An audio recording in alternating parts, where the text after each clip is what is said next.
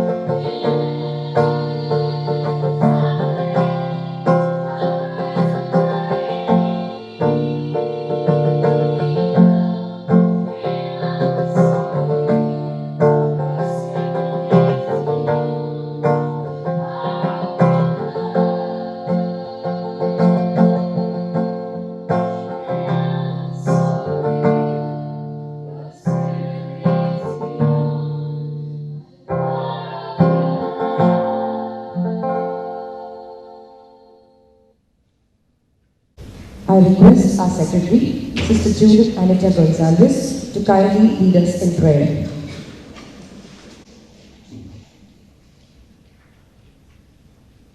Please close your eyes. Blessed be the name of the Lord from this time forth and forevermore. From the rising of the sun unto the going down of the same, the Lord's name is to be praised. Psalm 130, verses 2 and 3. Loving Heavenly Father, with a grateful heart, we thank you for launching this Industry Connect 2024, the Academia Industry Connect in our college. Lord, we beseech thee to bless our chief guest, Mr. Arun Malin, the guests of honor, and all those who worked for this gathering. Bless too all the participants. Gracious God, we pray for your navigating presence in the corporate networking zone that provides avenues for our students, internship and employability. We pray for planning pitch that facilitates the students to unleash sustainable solutions and forge ahead for a better and greener future. We believe in thy holy name that the good work that you have begun in our college, you will bring it to perfect fruition. Into your mighty hands, we surrender this program, seeking your blessings. In your mighty name, Lord, we pray. Amen. I invite our principal, Dr. Sister Stella Mary, to welcome the gathering.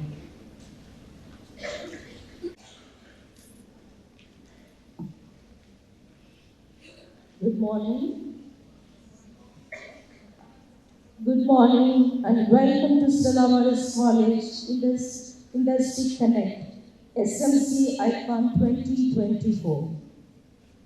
Today, Stella Maris stands on the threshold of a new direction in its educational journey, as it ushers in renewed and meaningful connections with the world of business, entrepreneurships, corporate affairs, internships, placements, and careers, the world of commerce, industry, and trade. It is my distinct pleasure and privilege to welcome this event Mr. Arun Maman, Vice Chairman and Managing Director, MRF Limited, our Chief Guest, who will inaugurate this exciting initiative. I extend warm greetings to Mr. Suresh Kalpati, co-founder Kalpati Investments, AGS Cinemas, AGS Entertainments, and angel investor.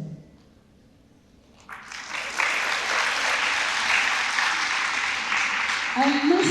Vanita Venugopa, CEO, Tamil Nadu Technology Hub, who are our guests of honor.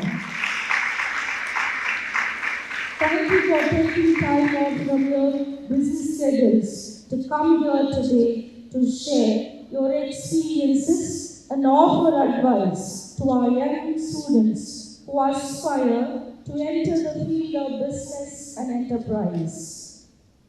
I also cordially invite all the well-wishers, NGOs, and other partners, those who are well connected with Stella Maris, those who are seated in front of us. Thank you for your presence here.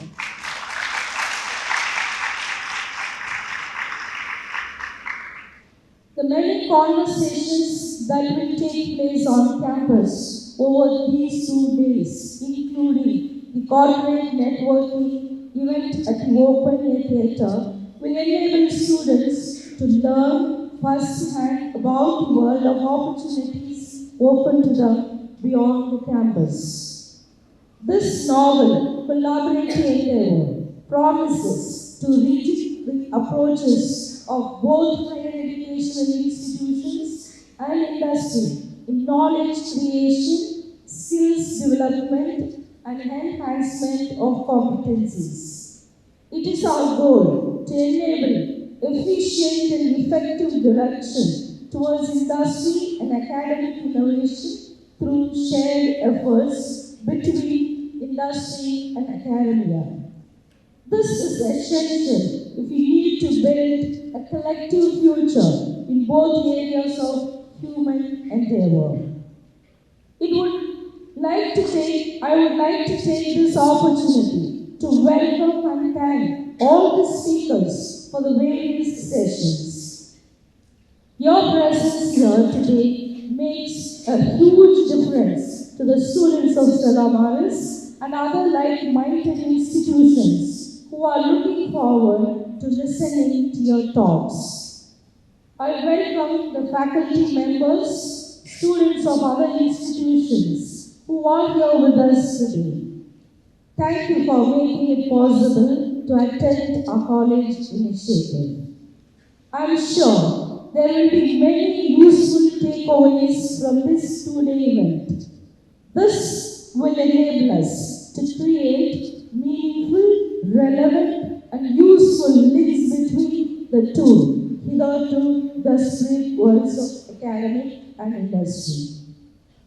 I congratulate the organizers of this event for achieving a meticulously planned collaboration and wish them all success in this endeavor.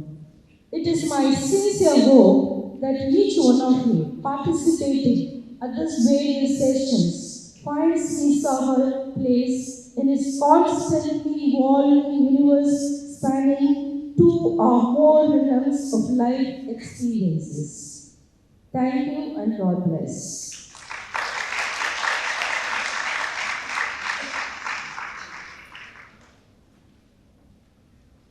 Thank you, sister, for your warm words of welcome. I request the principal to welcome and felicitate our chief guest, Mr. Arun Mamin, Vice Chairman and Managing Director, MRF Limited, with a memento.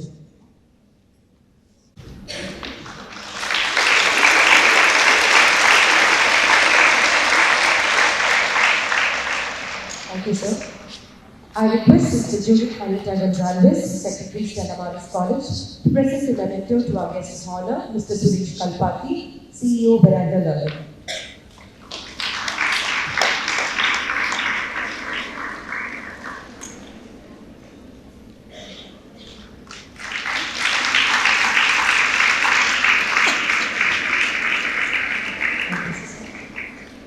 I request our principal, Sister Stella Mary, to present the memento to our guest of honor, Ms. Vanita Venugopal, CEO, Tamil Nadu Technology Hub and Head Incubation Startup TM.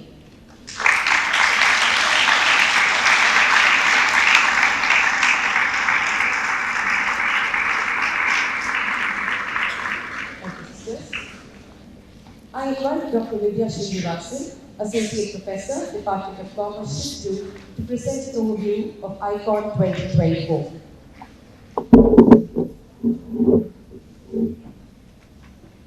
A pleasant morning to one of those present here. Respected dignitaries on and off the stage, special invitees, faculty and my dear students. As a member of the core committee, it is my pleasant privilege to present an overview of this iconic two-day Industry Connect 2024. ICON 24, the brainchild of Sister Principal, envisions strengthening of industry-academia ties, identify opportunities for internship and placement of students, promote faculty and department engagement in consultancy services, upskilling of faculty and students through industry collaborations, and enrich syllabus based on industry needs. Day 1 will feature Corporate Networking Zone, where over 40 companies across different verticals are participating to provide a platform for students from Stella Maris and other city colleges to interact with industry members for enhancing awareness and exploring job and internship prospects. Verizon, Kaveri Hospitals, IDBI Bank, and DBS Bank are some of our participants in the Corporate Networking Zone. We also have an expert talk series where members from different industries will be addressing our students on the overarching theme of the next big thing in their respective domain or field of knowledge. Mr. Ananta Narayan, brand consultant, founder Blue Noodles, Mr. Rajendran Dandapani, President Zoho, Mr. Arnab Mukherjee, Associate Vice President, Mr. Krishna Prasad Harinath, Executive Director, Mr. Erayamalan, CEO, Sunbright Industries, Ms. Anita Pattamkulam, Director Culture, Dakshin Chitra, Mr. Krishnakant Naik are some of our speakers.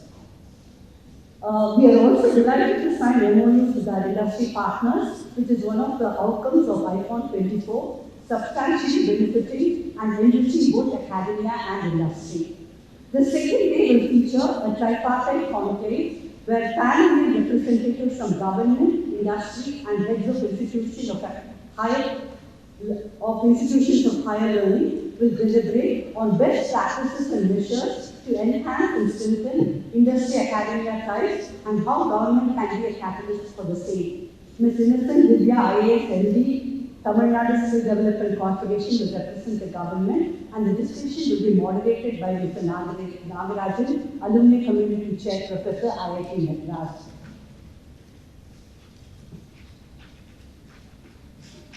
Planet Pitch and Intercollegiate Competition is a platform for students to present their entrepreneurial ideas that resonate with the sustainable development goals of UN. We sincerely hope that this ICON 24 will open new vistas to both students and faculty. Thank you.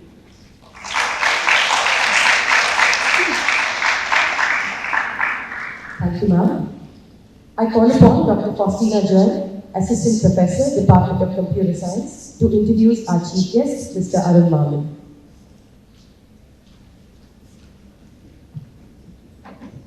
A very good morning to one and all present here. It gives me great pleasure and honor to introduce our esteemed chief guest, Mr. Arun Maman, the Vice Chairman and Managing Director of MRF Limited. With an illustrious career spanning over 30 years within the MRF Tires Group, Mr. Maman has emerged as a stalwart in the corporate world. He has significantly contributed to the success and growth of one of the largest tire companies globally that exports to over 65 countries.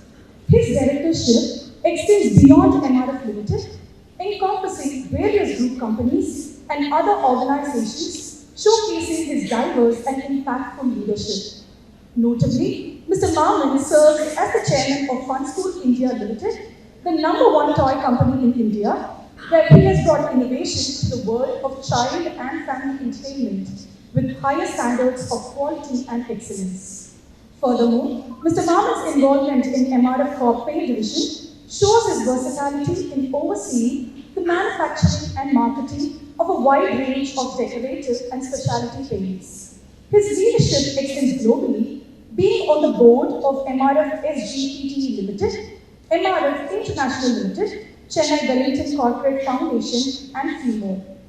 Beyond the corporate arena, Mr. Maman is deeply committed to education, holding a directorship in the historic Kodaikanal International School, a renowned residential school in Kodaikanal. A passionate enthusiast of cricket and motorsports, Mr. Arun Maman's interests go beyond the boardroom, reflecting a well-rounded personality. His presence here today is truly a testament to his multifaceted contributions to the business world. Dear sir, thank you for accepting our invitation to be here among us. We look forward to gaining insights from your rich experiences and wisdom. Over to you, Mr. Maman, for the chief guest's address.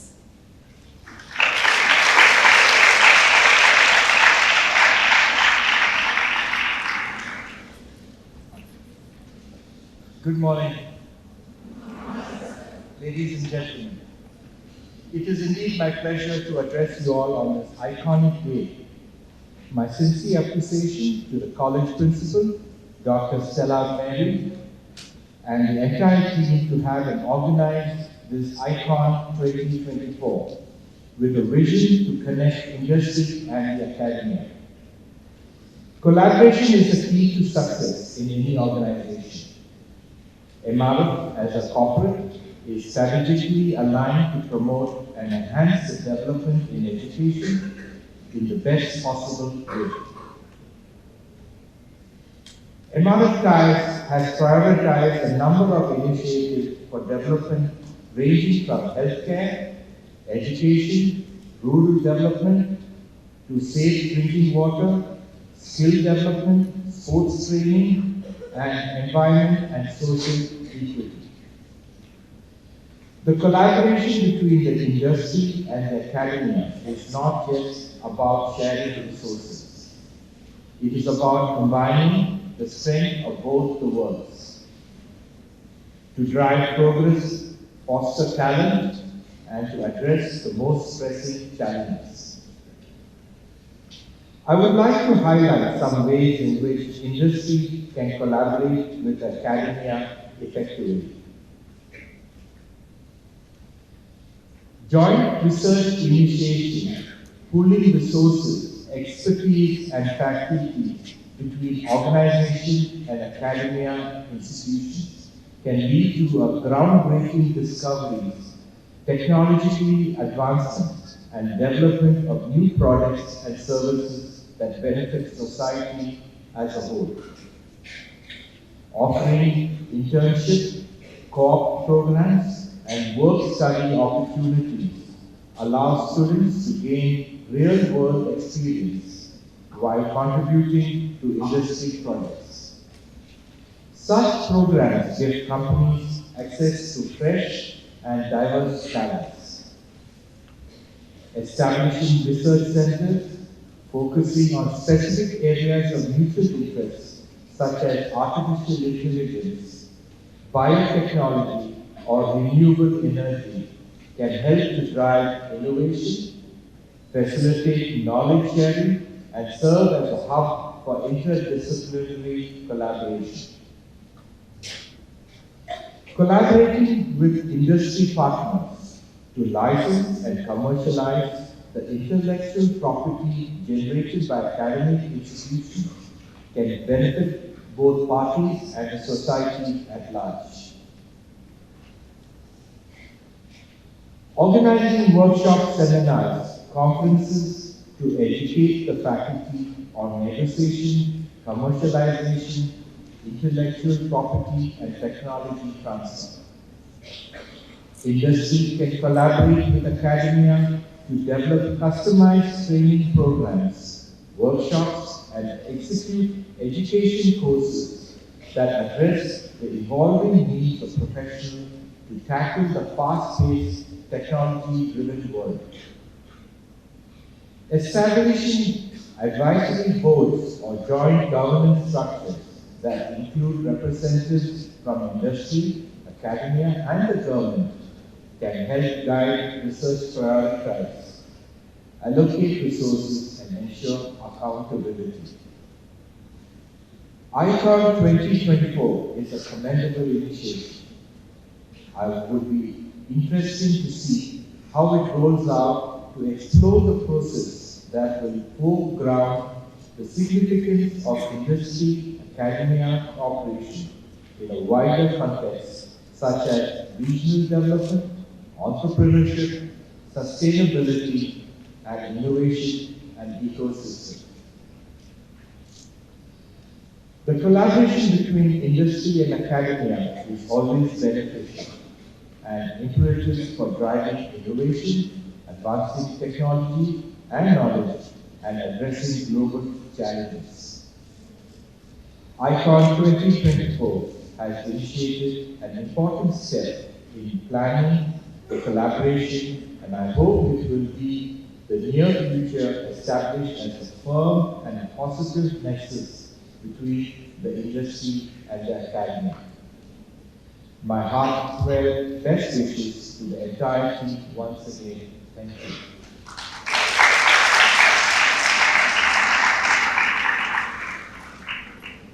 Thank you, sir, for your thought-provoking address that will serve as a foundation for our ensuing deliberations. I call upon Dr. Renuka Devi, Assistant Professor, Department of Business Administration, to introduce our guest of honor, Mr. Suresh Kalpati. Good morning to one and all present here. It's my great privilege to introduce the speaker, Mr. Kalpati S. Suresh, Chairman and SCO of Kalpati Investment. In 1991, Mr. Kalpati S. Suresh, after having just returned from the US, co-founded SSI Limited along with his two brothers with a bold initiative to launch IN short-term IT training courses, a concept that was unheard of in the Indian market. In the mid-1990s, SSI, within 4 years of its inception, conducted a highly successful IPO, and in the late 1990s, established SSI Technologies, whose software played a pivotal role in powering major global stock exchanges, including the notable joint venture. His awards and achievements: he has received Motilal Oswald's Award for the biggest wealth creator. He is a past president, IIT Alumni Club, ENY Entrepreneur of the Year nomination. recognition for the best annual report, and SAP rating as a top in adopting corporate governance alongside Infosys, while SSI Education became one of the India's top 3 IT training and education brands, and SSI Technologies experienced one of the fastest IT ramp-ups in the Indian industry. After establishing a highly successful global brand, the Kalpati Group has shifted its emphasis to fostering young entrepreneurs through Kalpati Investments, a Chennai-based VC fund. The group is also developing an entertainment business on its own under the brand of AGS that includes production, distribution, and exhibition. Let us welcome our speaker with a round of applause.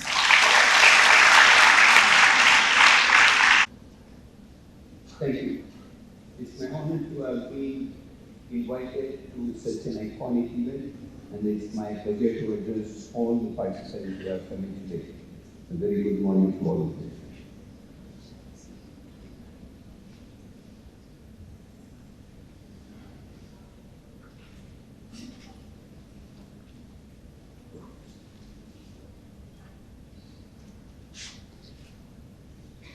This is a topic that's very close to my heart. One of our businesses, in fact, is engaged in providing education, predominantly acting as a bridge between students who graduate from some of the top schools in the country to the industry and the companies that need those talents for their growth.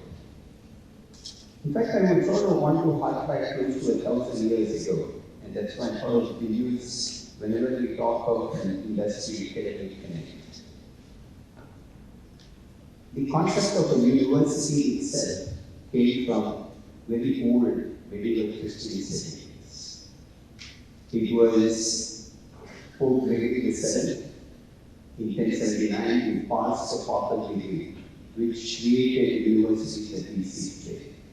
Some of the most iconic universities that you find, including something like the University of Oxford, came from Greece. So it was really the industry Greece, starting from the medieval Christian churches who created colleges because they wanted people who knew the theology. And then, of course, the Greeks that came from tradesmen, which created many of the universities. Some of the even much later universities, like the King's College or the University of Warwick, had their origins from tradesmen Greeks. So the academic institutions itself, if you go back and look at their origins, came and were created, sponsored, and grown by the industry itself, with a very specific and narrow requirement to meet their own demand for people. And of course, 1,000 years from there, when we look at it, we are today talking about how to bridge this gap, which actually never existed when the university system was first created.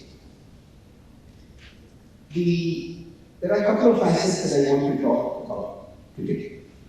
And the way I usually speak, I will use examples that are very specific and personal to me. If you go back even 30, 35 years ago in India, and I'm talking about the late 80s and the early 90s, a lot of the demand was really coming in an industry that was quite fledgling and starting to grow. Predominantly was looking for engineers, was looking for medical professionals, was looking possibly for good government administrators. So we had a system of IAS, doctors, and engineers which became predominant as far as career options go.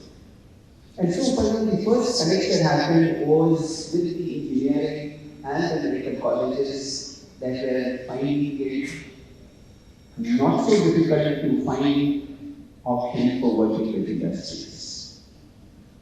But if you fast forward today, and I'll give you again specific examples, there is a lot more demand for people who are coming from arts and sciences. And that is, in fact, in many ways has been something that's been relegated from an Indian industry connect point of view, but not anymore. Very recently, I was in conversation with one of the big 4 audit firms in India, who are setting up an offshore facility to handle tax and processing work predominantly for companies in the US and UK. And they required 3,000 people with an ACCA qualification. And when I spoke to one of our group business heads out of Bombay, who are a leading player in producing chartered accountants in India under the brand of JK Shah Process, he said there are only 5,000 people in all of India who come up with that qualification. And this was a demand that was coming from one company for setting up one of their outfits in the gift city in Gujarat. And one of the many ways in which such growing demand, especially in a country like India that's on the cusp of becoming a developed nation, is to be able to work at a college level. So we have created programs in collaboration with about 4 colleges to start with, more as an experiment, where the children who go through a BCom qualification now integrated with some of our curriculum from an ACCA Platinum partner in India. The children who come out of the 3-year BCom get exemption for more than 75% of the papers to get an ACCA qualification. So it takes all of 6 months after completing their BCom for them to become ACCA qualified and to be ready to take on a job that are now significantly growing in India. And some of these jobs start at an annual package between 8 to 10 lakhs for people coming out of college. And this is for people who are finishing BCom. Let me give you another example. Visual communication is another field that we have seen has been very significantly growing again. In the last 30, 40 years, the growth and need and consumption of content is at its all-time high. Some of us use it ourselves. We go for movies, we see it on Netflix, we see it on YouTube, shorts, reels, and what have you. And that has become a very large industry today. And that requires skills in visual communication. From some of our own group companies, we are not finding enough talent to be able to take them on board and produce content, which is now available for global consumption. With some of the companies that are coming to India, today the bridge for some of these students to excel and find their relevance in the industry is now a demand. And what that essentially means is the days of colleges going out and talking to companies, placement officers, relationship managers who are reaching out. I think the tables are at a point when they are getting turned. You will increasingly find now industries wanting to talk to you, to be able to groom the children even while they are in college to be industry ready. And why would something like this work? And it's always been my experience, for something to succeed, it needs to create economic value. And that creates a sustaining environment. Many companies, including some of the largest like TCS, and we do a lot of work for them, they spend an enormous amount of money to train freshers who are just coming in from college. And when I say train, they train hundreds of thousands of people annually. And these are freshers who are coming from the colleges. If it is possible for a lot of the training to happen in the college and as part of the curriculum in collaboration with the industry, what that means is for the kids who are graduating out of college, they get to work in the industry almost instantaneously. The amount of spending that the companies do to onboard freshers through these training programs now gets directly added to their bottom lines. So it is a very profitable interaction for the company, and for the children who are graduating, it gets them into a job almost instantaneously right from the college into a company. And it is great for the environment because we save so much of time and effort of some of the best children that we produce in this country. And so you will find that we are at a pivotal point where it is the industry which will now start reaching out to you as college administrators and faculty, and not so much the way it has been happening the other way around. To give you another example, there is a lot of demand for instance, chartered accountants. And that is coming from a whole lot of industry bodies. Companies in India are growing, regulations today require for the availability of a company secretary or a chartered accountant for companies of a certain size and number of employees. And those number of people are not available in India today. They are just not available. And until it is produced, and the biggest production of such talent and capability happens in colleges. Again, we are collaborating with about 10 colleges in India, working with them where when a child does the BCom and comes out, they also parallelly complete the CA Foundation, CA Group 1, Group 2 Inter as part of their BCom curriculum itself. And what that means is the moment they come out, they cut short almost 3 years of work that they would have otherwise done outside of the college academic setting. Now that can be subsumed into the college itself.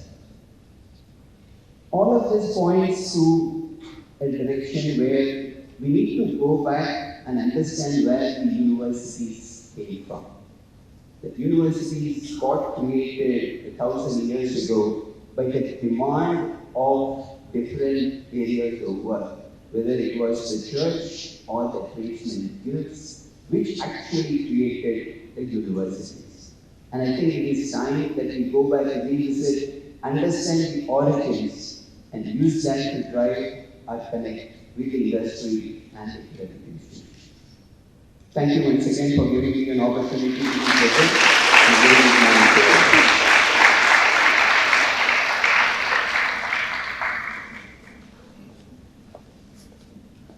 Thank you, sir, for your insightful speech. We are grateful for the time and effort you took to share your knowledge with us.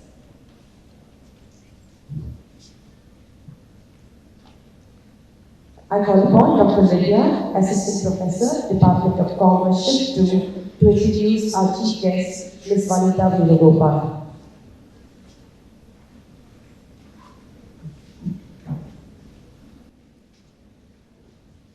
Good morning to all.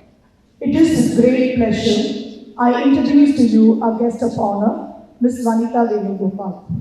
Ms. Vanitha is a prominent figure in the Tamil Nadu entrepreneurial ecosystem, holding significant roles as a CEO of Tamil Nadu Technology Hub and the head of incubation at Startup Tamil Nadu.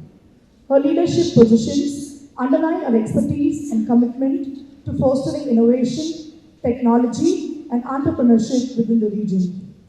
Her impressive educational background includes a master's degree in engineering from Ohio and a bachelor's degree in engineering from the College of Engineering, Guildford.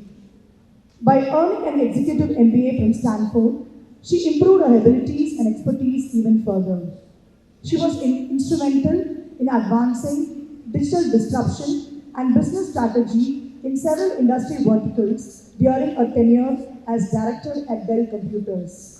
In addition to an impressive resume of accomplishments, she has held C-level executive positions with numerous companies and government agencies in India and abroad. She actively promotes the expansion of startups in Tamil Nadu by setting up important market linkages, grants, and funding. She was the Chief Strategic Advisor for the Chief Minister's flagship initiative, Nan Mudalvan, in a previous position. Her commitment to the advancement of Tamil Nadu is evident in this program, which aims to upskill the state's young minds. She has an outstanding 25 years history in international business and has worked for several Fortune 50 firms. She has also made a substantial contribution to the development of Tamil Nadu. As the head of incubation at Startup Tamil Nadu, Ms. Vanitha Venugopal plays a crucial role in identifying and nurturing early-stage startups, offering them a range of support services, including access to funding, business development guidance, and networking opportunities. Her leadership in these positions showcases a dedication to creating an enabling environment for startups in Tamil Nadu. We are incredibly thankful for the time and wisdom you have come to share with us, ma'am. Your participation shall truly spark new ideas and partnerships that will surely contribute to shaping a vibrant future for innovation in Tamil Nadu and beyond. Let us all put our hands together in welcoming our guest of honor, Ms. Vanita Venugopal. Over to you.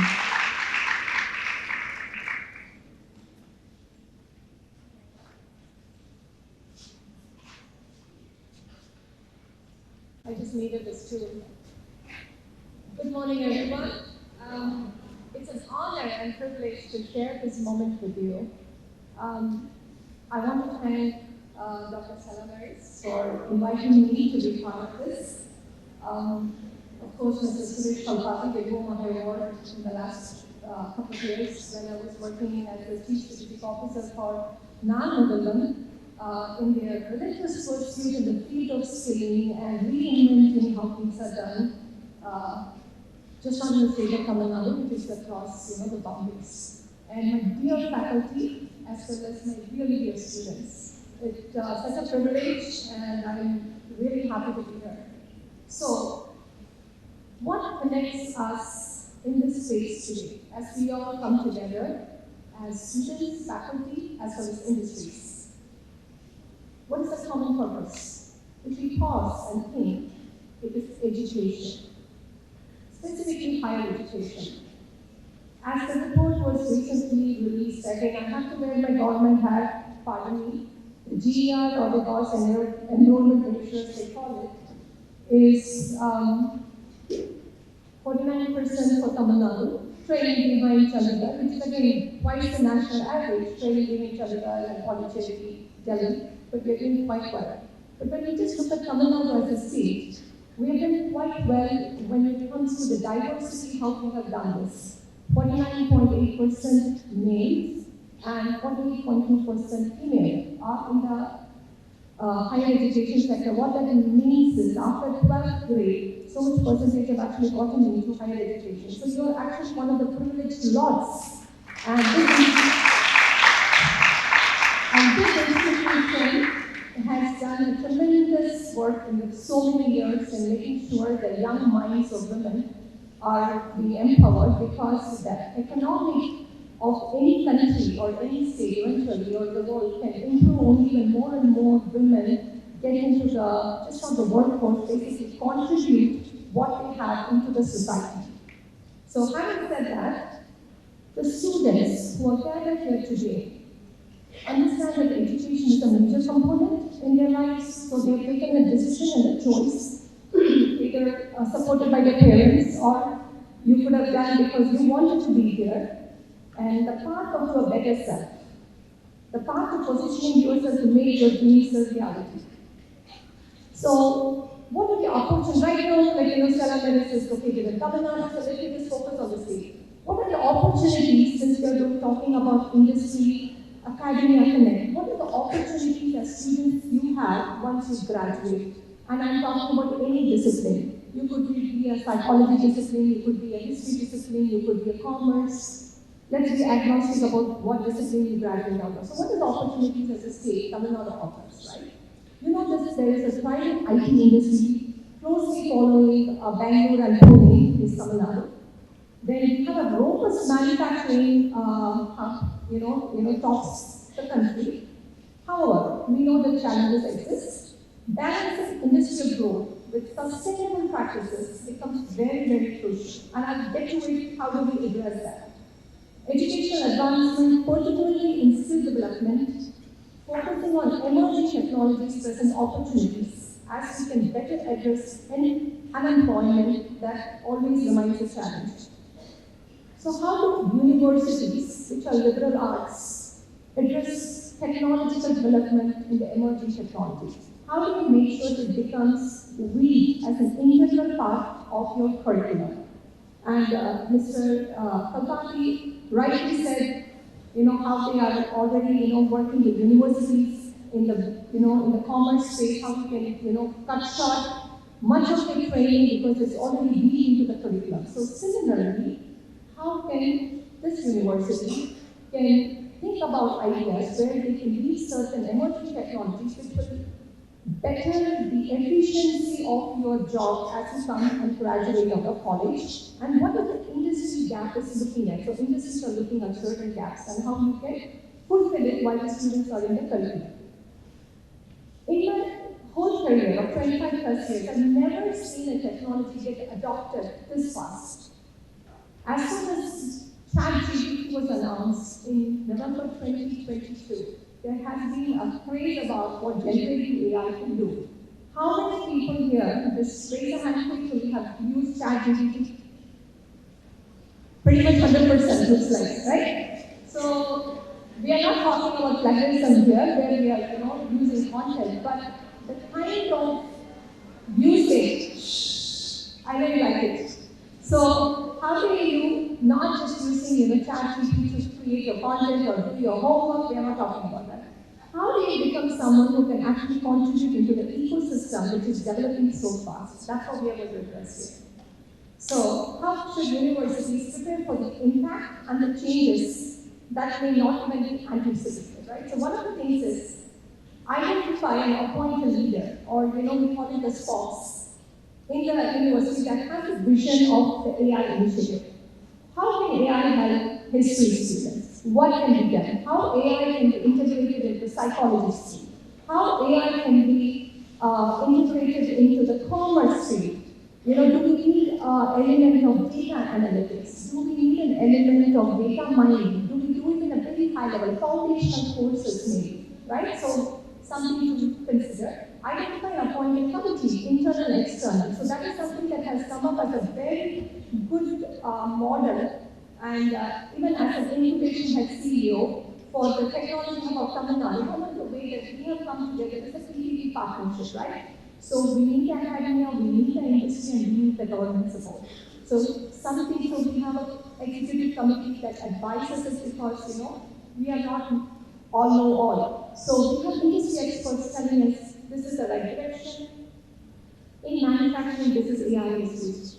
In the IT field, this is how AI is used. In the health tech, this is how AI could be used. So something for the universities to consider is it good to develop a committee internal within the faculty as well as external who could be, advising on your curriculums, etc.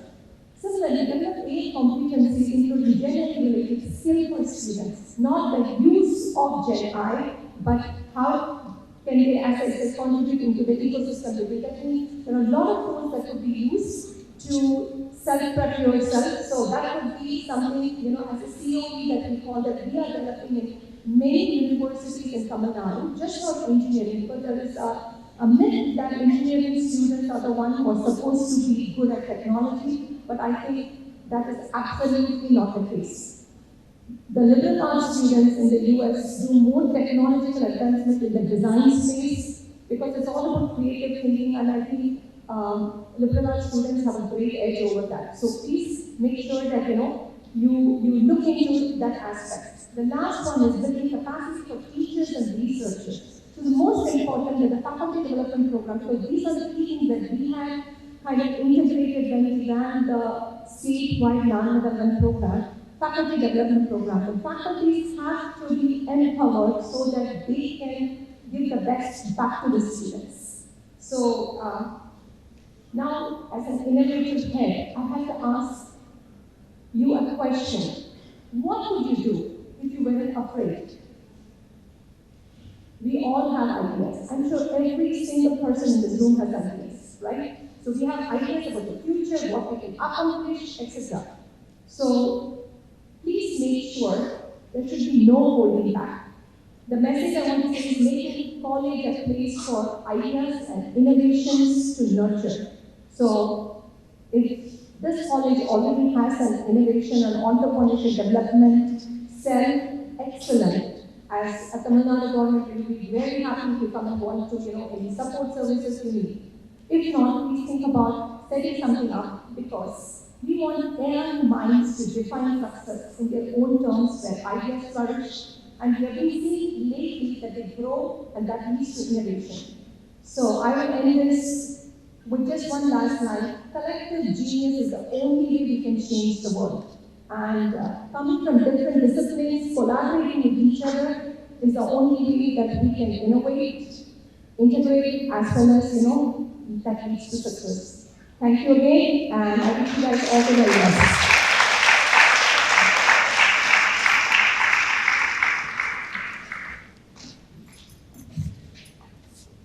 Thank you, ma'am, for your influential message. Your eloquence has captivated all of us. I call upon Dr. Priyadashini, Assistant Professor and Coordinator, Tourism and Travel Management, Department of History, to present a report on the MOUs that has resulted through ICON 2024.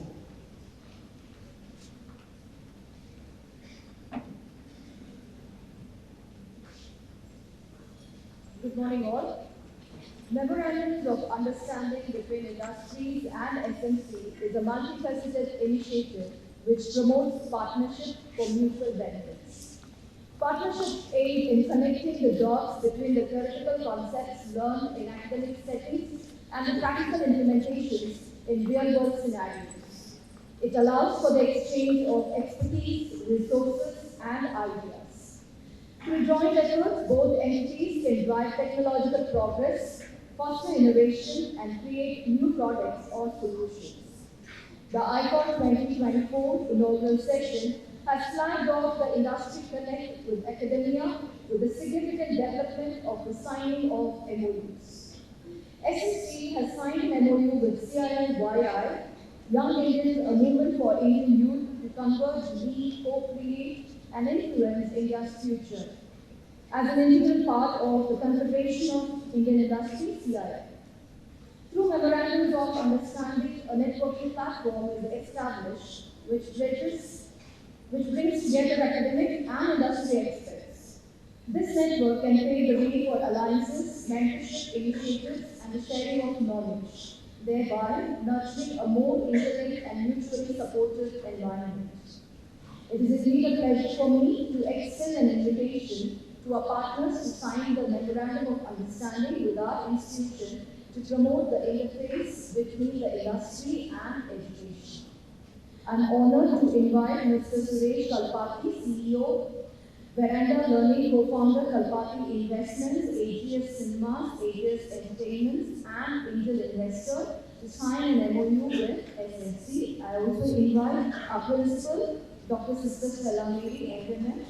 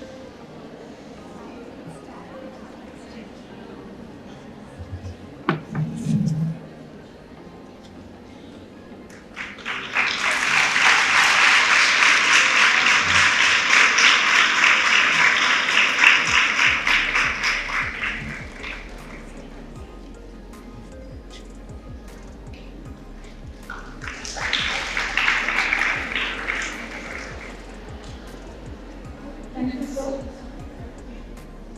It is my pleasure to invite Ms. Kavya Anna Abraham, Director, Abang Offshore Group of Companies.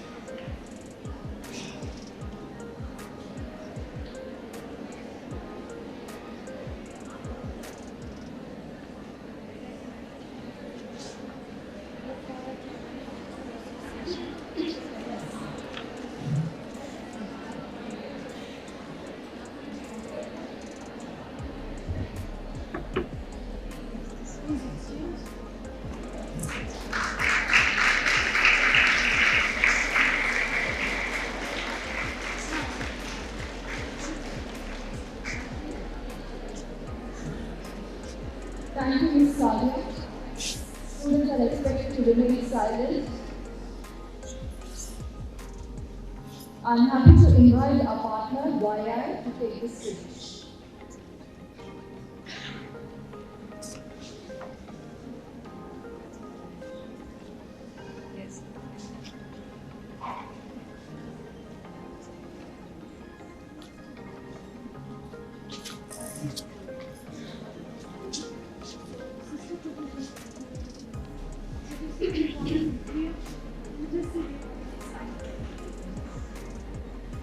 SNC has already signed an MOU with CII.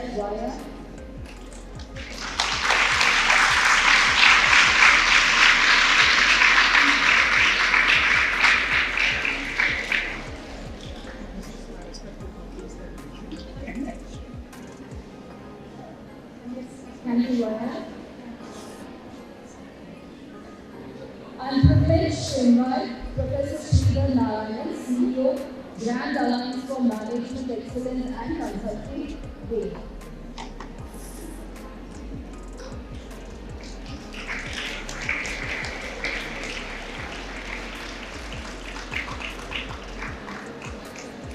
Students, you are requested to remain silent. Students,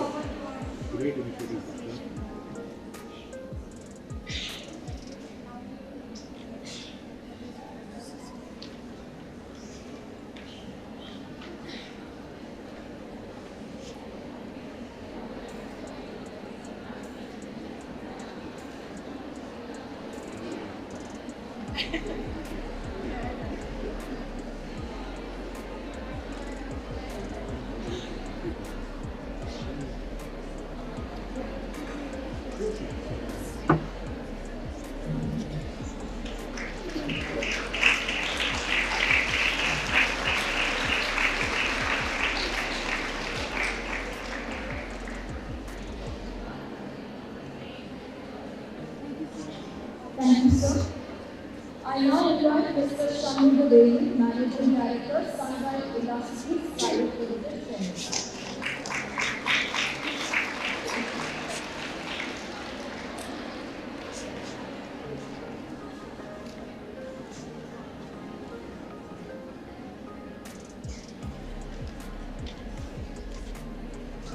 Lehman will represent the Sunlight Industries Private Limited in signing the MOU.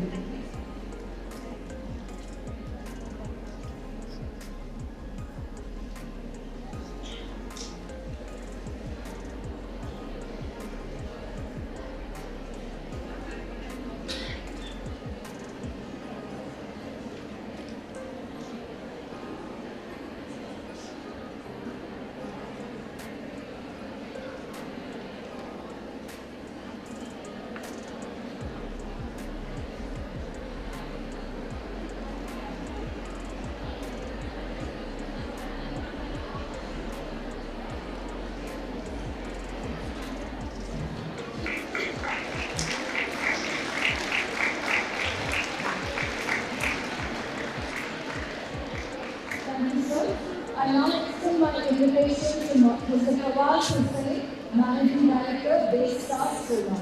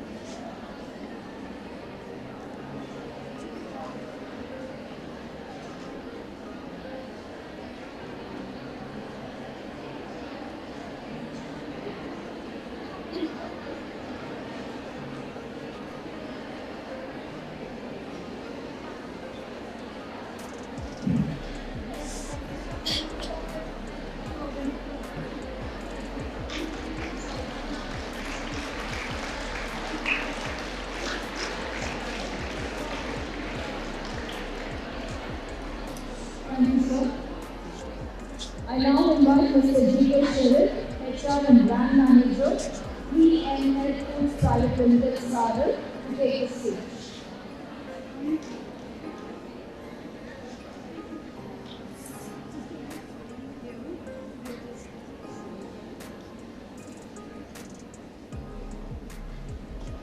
Welcome, sir. Please take this.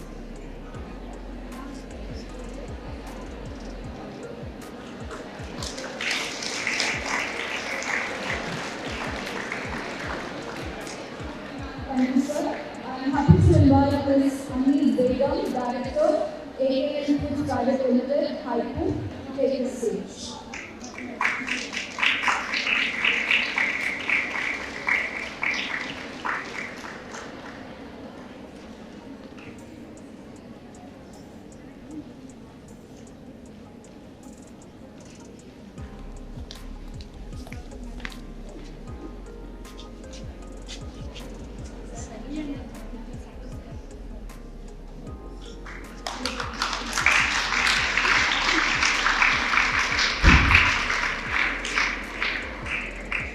Thank you, ma'am.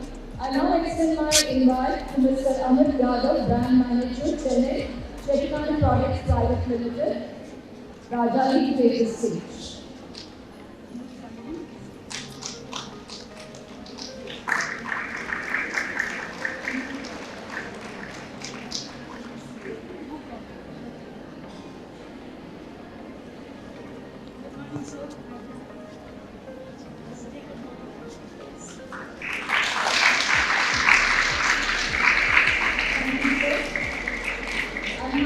Invite Ms. Sushila, Brand Manager, Mehraj Foods Private Limited, Millet Mehraj, to take the stage.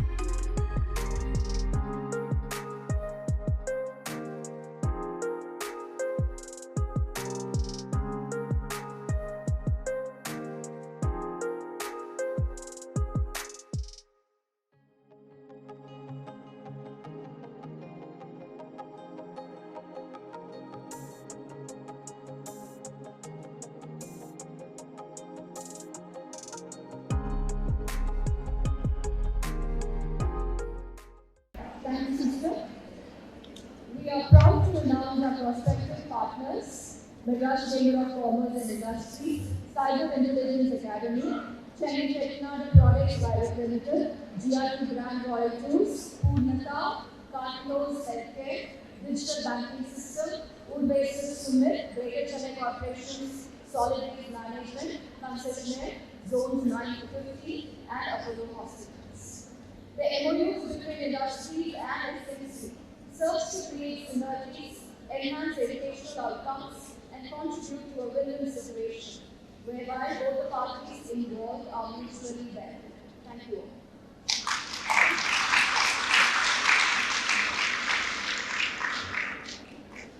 I request Dr. Rebecca Devaprasad, ITAC Coordinator, Stella Maris College, to propose the vote of thanks.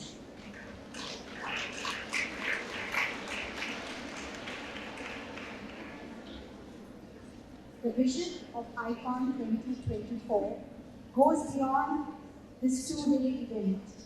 We aim to have outcomes that are ongoing and far-reaching, impacting and enriching both academia and industry. We are happy to have initiated this process, and for this, there are many people we owe our gratitude to. It is my honor and privilege to propose a vote of thanks on behalf of the ICON 2024 organizing team. To begin with, I would like to thank God Almighty for His blessings on our efforts. would like to thank our chief guest of the day, Mr. Arun Maman, Vice Chairman and Managing Director of Emarat Limited, for carving out time from his busy schedule to inaugurate ICON 2024. He rescheduled his visit to Delhi for this program and had to leave early as he is traveling today. We are deeply grateful to both our guests of honor, Mr. Suresh Kalpati, CEO, Veranda Learning, co-founder of Kalpati Investments, AGS Cinemas, AGS Entertainment, and Angel Investor, and Ms. Vanita Venugopal, CEO of Tamil Nadu Technology Hub and Head of Incubation Startup TM. We are honored to have illustrious luminaries like you here with us. You have been an inspiration to our faculty and students. Our thanks are due to our principal, Dr. Sister Stella Mary FLM, who is the architect and driving force behind ICON 2024. Sister, we appreciate the direction you have provided at every stage. We are grateful to our secretary, Sister Anita Gonzalez, FMM, for her prayerful support. We thank the vice principals, Dr. Shiny John Byron, Dr. Reggie Mandela, Dr. Jaypriya, academic and student deans, controller of examinations for their backing. We thank our collaborators, Confederation of Indian Industry, CII, and CII-YI, for their help in networking with industry. This program has been made possible by the encouragement and support of many of our well-wishers. We are extremely grateful to Professor Dr. N. Raja Hussain, Registrar B.S. Abdul Rahman, President Institute of Science and Technology, for his valuable guidance and support in our endeavors. We thank Dr. Maria Nina Johnson, Chancellor of Satyabama Institute of Science and Technology, for her support. We thank all our industry partners who are collaborating with us in different domains. We are grateful to Mr. Suresh Kalpati, CEO, Veranda Learning, Ms. Kavya Aban, Director of Aban Group of Companies, the team from YI, Mr. Elaine Maran, Chief Operating Officer, Sunrise Industries, Professor Sridhar Narayanan from GAIL, Mr. Powers Hussain from Daystar Solar, and many others who are here to sign and exchange MOUs. For the paucity of time, I'm not mentioning all of them, but we're truly grateful to all our well-wishers who are here with us today. We thank especially our sponsors, President Institute of Science and Technology, Satyabama Institute of Science and Technology, Sunbright Industries, DBS Bank, and Lakshmi Industries. We're also very happy to have Mr. Parthasarthi and team from DBS. A special mention to the media, especially to Mr. Sam Daniel and his team from NTT for covering this event. We are grateful to our media partners, BTX, our radio partners, Surin FM, our food partner, Millet Mehraj and SRT. We would like to extend our heartfelt gratitude to Dr. Nisha and Dr. Catherine from the Department of Commerce for the lovely flowers that you see in the different venues. We thank our technical support team, headed by Sister Silla, Sister Hilda, for tirelessly working to ensure the smooth conduct of this event. We express our heartfelt gratitude to the Students' Union. We appreciate their energy and their efficiency. Last but definitely not the least, we thank the students for their enthusiasm and for being a wonderful audience. Thank you.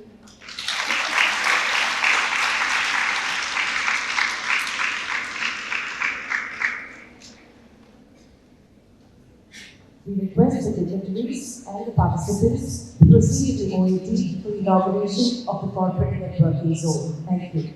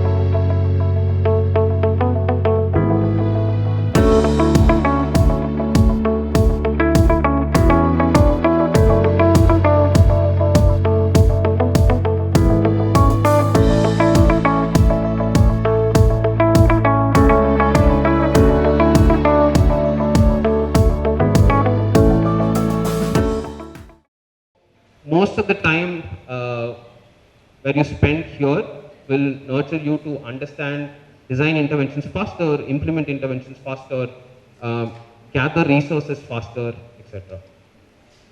So after we've understood, kind of made a sense of development, then we kind of made a sense of like how do you design a good intervention, what are some of the elements that go into designing a good intervention, then you've built a great team slash great organization. So the next obvious thing is you'd say everything is going to go great. But what happens usually in the sector is that moment you start implementing something, moment you start working with people, you kind of get too involved in the work that you do. The thing with the social sector is that it takes a lot of emotional labor to work in the sector, and at the same time it is concerning. At the same time, it's the most rewarding thing that you can get from the sector. So for us to do that, you need to understand yourself first. So the moment you start working in the sector, you will also understand what are values that you uphold very highly. What are values that you consider are non-negotiables? What are some of the things that you are passionate about? What are some of the things that you cannot agree on or you disagree with the general popular opinion? So moment you start working in the sector, you also try to understand and crystallize your own value system, your own sense of set of beliefs, your own set of ideology to a larger extent, and you also end up building a much coherent self. The thing with understanding self is that it can go both ways, right?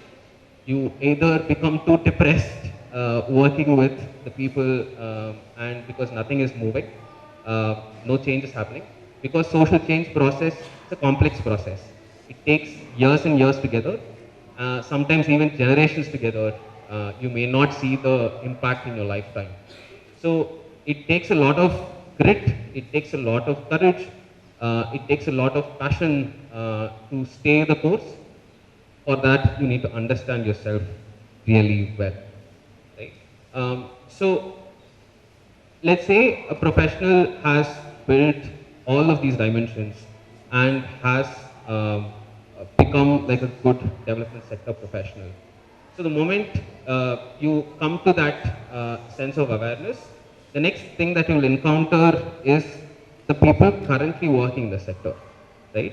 So the sector also has evolved over time. So the initial set of managers in the sector were people from the business background lens, right? So each sector brings a certain level of certain lens to the table. For example, people with a public administration background will know how to manage government systems better. People with a business administration background would know how to manage the business better. For a long time, the sector has had like a deficit of people or slash managers who know how to manage a social purpose organization better. You will still find majority of the managers coming from a business background, coming from an engineering background, coming from background which is not of the sector. So there has been a dearth of development-centric managers who kind of ground you in terms of development sector principles and work. So there are like fundamentally a different set of principles and lens a development sector manager would bring to the table versus a typical MBA graduate, right? In a business setup, the focus is on competition. How do you best outperform your competition? In the development sector, it is quite the contrary. In the development sector, without collaboration, you cannot move a thing in the sector because you have to work with people, you have to gather resources, you have to build partnerships. All of this needs to come together, or this competition will not work. So the current trend that you see in the sector is that people are still working in a lot of silos. We need to break that. But at the same time, we also need to actively collaborate with other organizations in the sector. I just want to share like a quick slide on large differences in terms of approaches between a development manager versus someone with a traditional management lens. So as I said, a development manager's lens is focused on collaboration. A traditional manager's lens is focused on competition.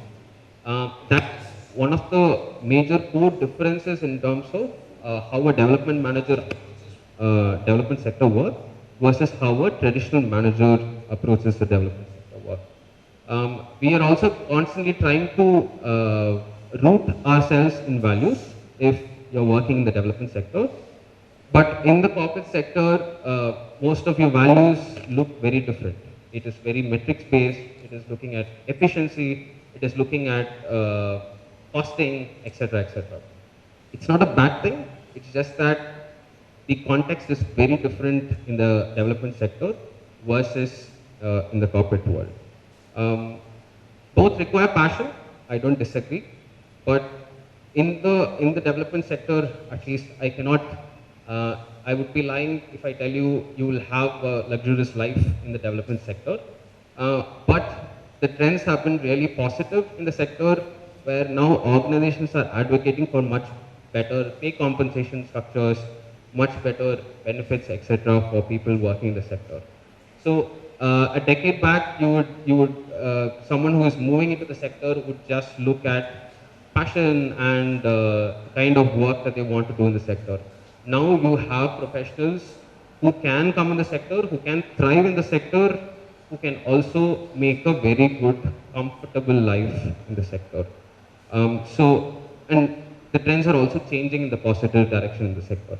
As I said before, the sector offers so many things to do, lot of complicated work, complex work that you get to do, and at the end of the day, offers you much more reward in terms of purpose and meaning than any other sector that you have. I'll stop with this. I look forward to your questions if you have anything on what are the different types of work in the sector, etc. My name is Priti, I'm from DSW, third year. So I have a doubt in like development includes like different sector of development, like different layers, like different people from development. So if you're looking into like disability and infrastructure development, people with disability are very improving right now, and like the courses and people focusing on the sector is kind of like growing right now. So is there anything special we have to study or anything specific to it we have to study extra for to mainly focus on people in building infrastructure for people with disability or anything development things Okay. Organizations that work on disability predominantly focus on service delivery mostly. And the roles that involve, if you're looking at a generalist kind of a role, you will probably work in program management, probably do fundraising, etc. For usually monitoring and evaluation roles, they require usually some form of a specialization because you'll be doing research, you'll be conducting studies, you'll be trying to understand whether the intervention has worked or not to a greater degree. So if you're looking for a role in the monitoring evaluation space, you might need to require to study a little bit of depth in terms of specialization, particularly with the disability space. We have a lot of organizations in Chennai and across different districts in Tamil Nadu that predominantly focus on disability. An easy example could be Banyan. Banyan works on disability. Mental health, they work on mental health too.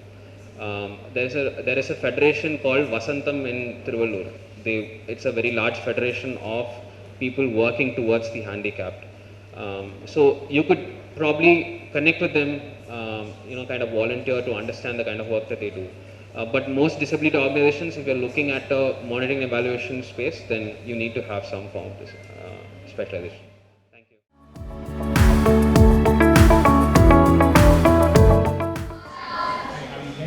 Hope you guys are settled down. You just heard an advertisement about me.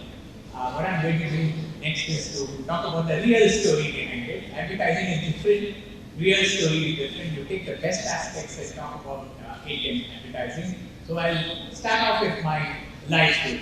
I was a clueless school kid, like all of you, when I started. And I looked up to my friends and I said that I'll do what they do.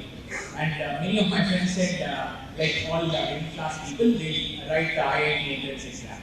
So I wrote the IIT entrance exam with all my effort, and all I had was a very low rank in IIT, and I got mining engineering for it. So I didn't choose mining engineering chose me. The day I went to IIT Varanasi, I realized, man, it's a great campus, but I'm in the wrong course. Because I heard that mining engineers have to slog it out all day in mines in Bihar and Jharkhand. I could not visualize myself doing that for all my life. So I told myself, a little voice in my head said, Ananta, you should run from here. So the next 4 years, I started plotting what could I do. Today, an engineer, the easiest thing that an engineer can do if he wants to run away from engineering is to end up in stand-up comedy. Those days we didn't have that option. So I took the next best thing to comedy, which is MBA. And I said that I do an MBA. So I wrote many entrance exams and XLRI chose me. So I went to XLRI Jamshedpur and I said that I'm going to make money now. And I said that I'll take the two best streams that will help me get money. So the two best streams were finance and marketing. You're all familiar with finance and marketing. I said that finance can make you more money, man. So get into finance. So first year I slogged it all in finance. And like this internship setup, many companies visited our campus. I put my best shot, and a French foreign bank called Credit Lyonnais chose me. They said, come over to Delhi and do summer training for 2 months there. I said, yeah, this is the way, man. And I ended up without a tie, not really dressed the way I am. And I was told, get up. So I said, why? They said, wear a tie, wear a suit, wear a formal shirt and a pair of shoes, and then only you can do the summer training. So with great difficulty, I did the summer training. A voice in my head said, Ananta, run from here. So I started plotting. And that's when I said that, okay, we have a second option, marketing. Let's do something in marketing. So I attended all the marketing classes. And the only course that I really did well in marketing was in advertising. But I had heard advertising is a poorly paid industry. So I said, no, let's fight and get the best placement possible. In the IIM and the XLRI, I don't know about here, but there is a system, placement system called campus interviews, where from day 0 to day 7, many companies visit you, and like sheep, they choose you, after an interview, group discussions, etc. So me being right in the middle, I didn't get day 0, I didn't get day 1, I didn't get day 2. Day 3, Philips chose me. Philips, the Dutch company. And they said they recruited me for marketing. I was thrilled. I had a nice holiday, and I went to the management training program in Mumbai, and they told me that, good man, we not pick you for entertainment, not for the Philips sound products, which I wanted to join. They said, we're putting you in the lighting division. Go sell light bulbs in 17 districts in Uttar Pradesh. And take care of and even the most rural districts like Bareilly, Pilibhit, stuff that you may not even have heard. So I was there for 1 year, selling light bulbs, spending my time with distributors who speak only in Hindi, and I felt like a fish out of water. A little voice in my head said, Ananta, you must run from here. So I quit Philips, and in fact, they were offering a voluntary retirement scheme, where people can, people with a lot of years can take a voluntary retirement scheme and they pay compensation. I thought, in first year itself, if I can go and ask for a VRS, they will give it to me. They said VRS is meant for 20 plus people, 20 plus years people, and not for 1 year old kids. So buzz off from here. So I did the next most honorable thing. I left the organization. Then I thought to myself, what do I do? What kind of an organization what kind of a category can I join where I don't need to go out in the sun, I don't need to wear a tie, I don't need to call everyone sir, and I can have fun. So then I researched about it a bit, and that turned out to be advertising. No, I was, flabbergasted that such a place could exist. But I didn't have the skills for advertising. I had studied mining engineering and I had studied marketing in MBA, whatever, generalist skills. I didn't have any skills. But what I found is, advertising is a wonderful place. It's like Ganga, river Ganga. Anyone go take a bath, right? Like that, advertising welcomes all. You can be a doctor, you can be a commerce student, you can be an arts person, you can be anybody. Advertising will welcome you with open arms. So there I was, I heard it's the first refugee for the management. And I was a little cookie, so I said, okay, let me get into advertising. So in advertising, there are two streams again. There's a client servicing stream. Client servicing stream is about managing companies and brands. And it's a lot more well-paying than the creative side. So, the greedy guy inside me said that, you may be in advertising, you may be earning lesser than your friends, but at least let's earn the best that is possible in advertising. So let's join client servicing. I joined client servicing in McCann Erickson. That is a very good agency, and it was near my house. Everything was going fine, but then I, realized I sucked at it. It was just not what I wanted to do. It was a lot of pressure, and I was not enjoying my work. So another voice told me, Ananta, run away from here.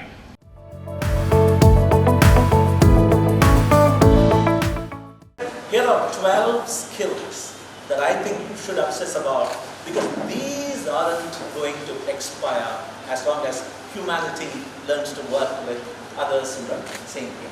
Okay? In fact, they talk about 3 spheres of change. They say, let's observe what's changing. Let's also observe what needs changing, which is not changing, and what's unchanging.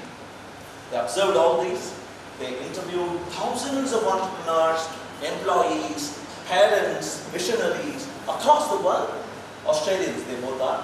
And they came up with a beautiful book. 12 Eternal Skills. This is a good time to leave. If you already have read the book, if you have had the book in your library, you just have to borrow it. I'm not going to tell you anything. Good time to leave.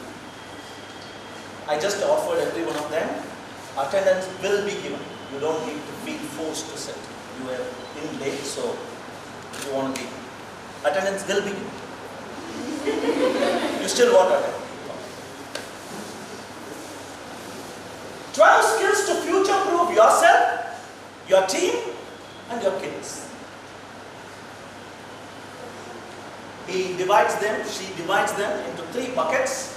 The first one is creativity, the second is communication, and the third is control, the ability to control. I'm going to go through each one of them so you know where I am in the talk. But I'm going to take a little twist. I'm going to take Aesop's fables. All of you remember stories that we read as a child?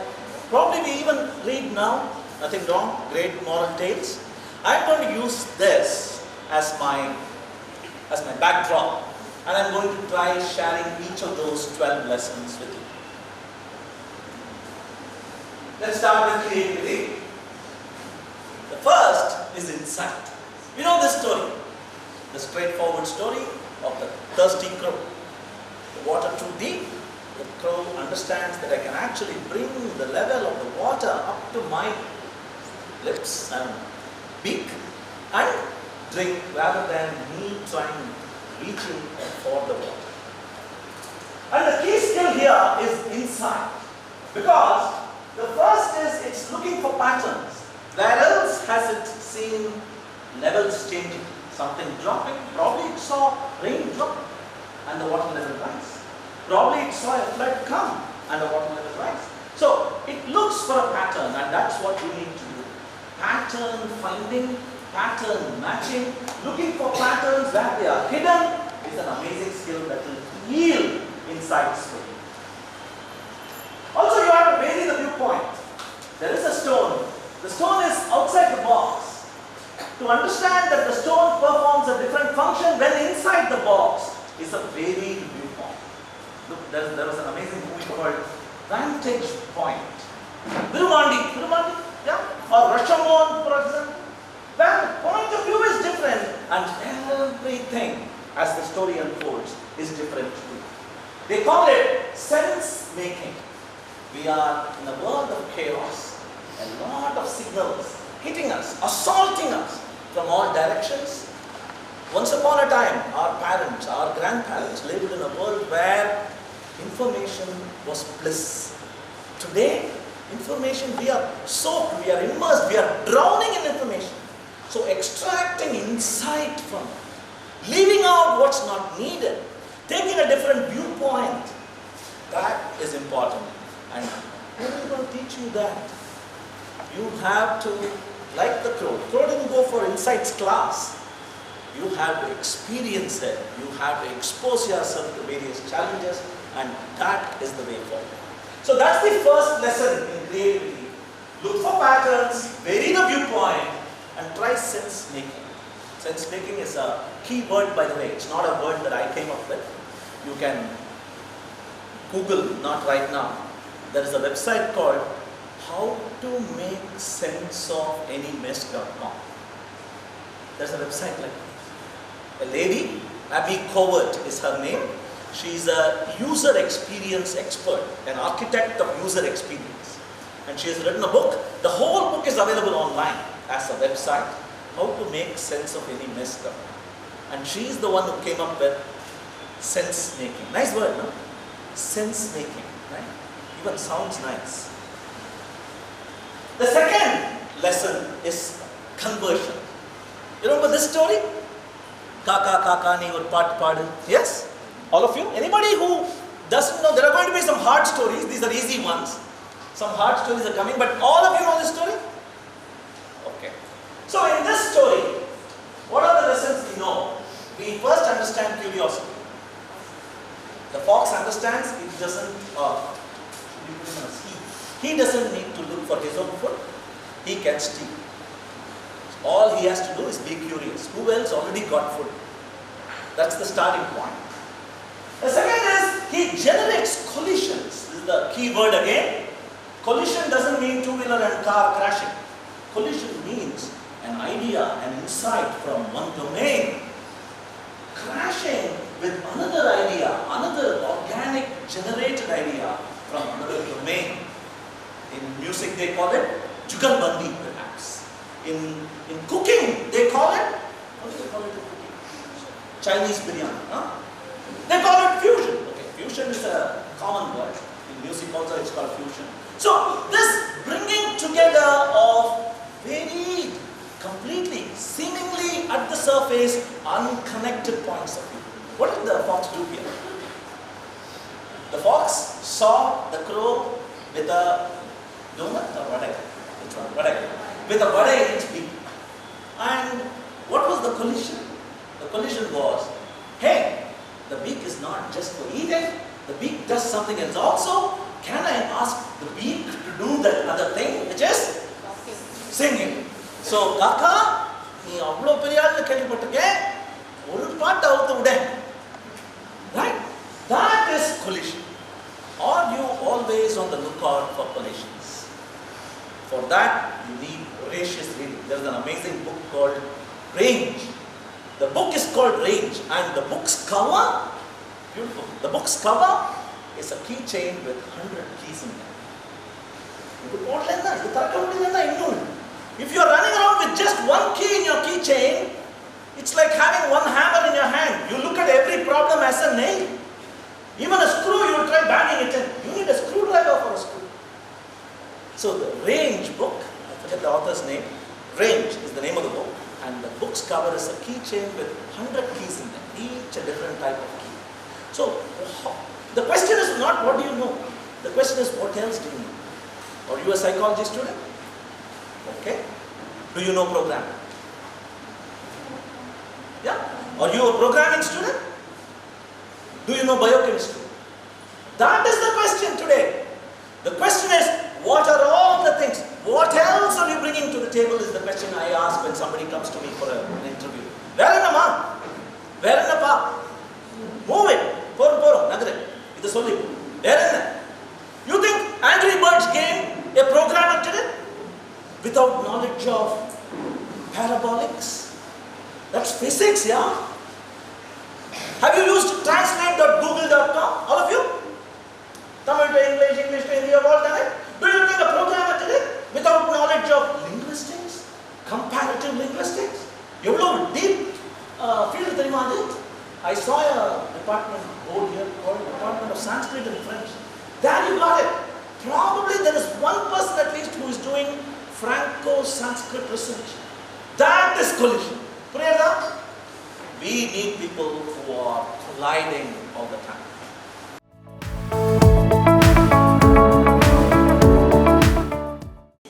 So, one funny thing, if there is nothing on the internet about, say, hypothetically, let's say Stella Maris is a college where there is no mention of Stella Maris College on the internet. In that situation, if you put what is Stella Maris, your ChatGPT can't say anything. It will say, I don't have that information. Okay. So, what it does, it has the access to all the data that are available in the internet, and it runs its own models. Based on the learning, it gives you answer. Okay. It is like, you can think of it as simple as that, or as complex that it might take like 10 hours of lecture to tell you how exactly it does.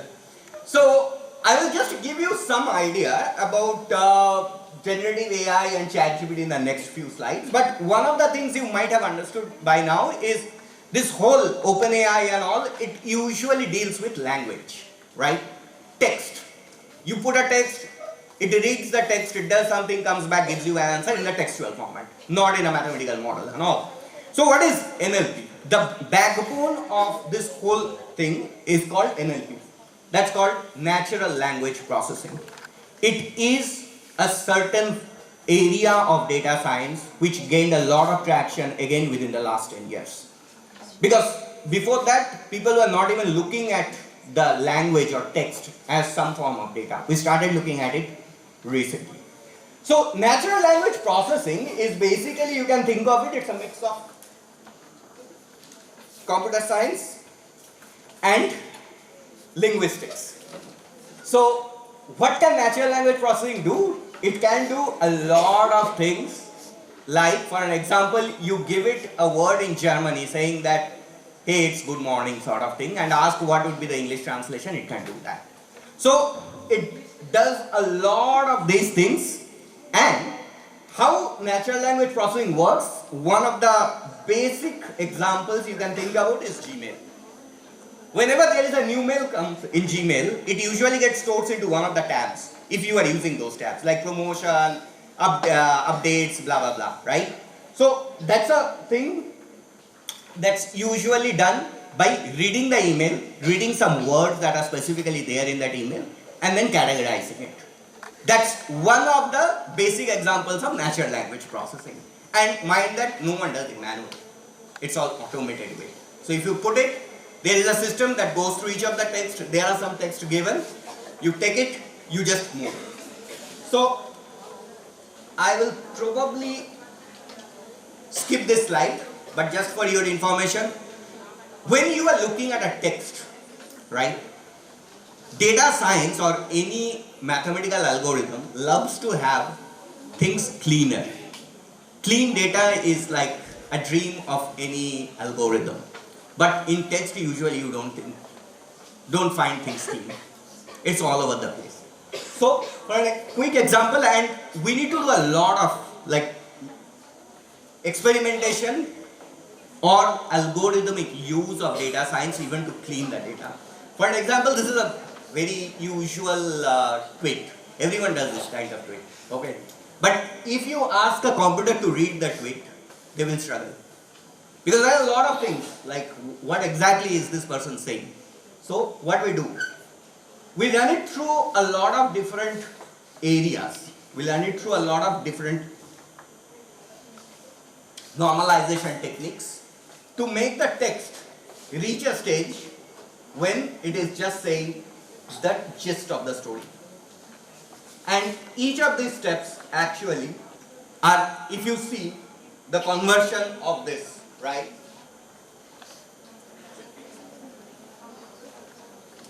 It's kind of simplifying the text and making it reaching a stage where the computer can easily read it and process it.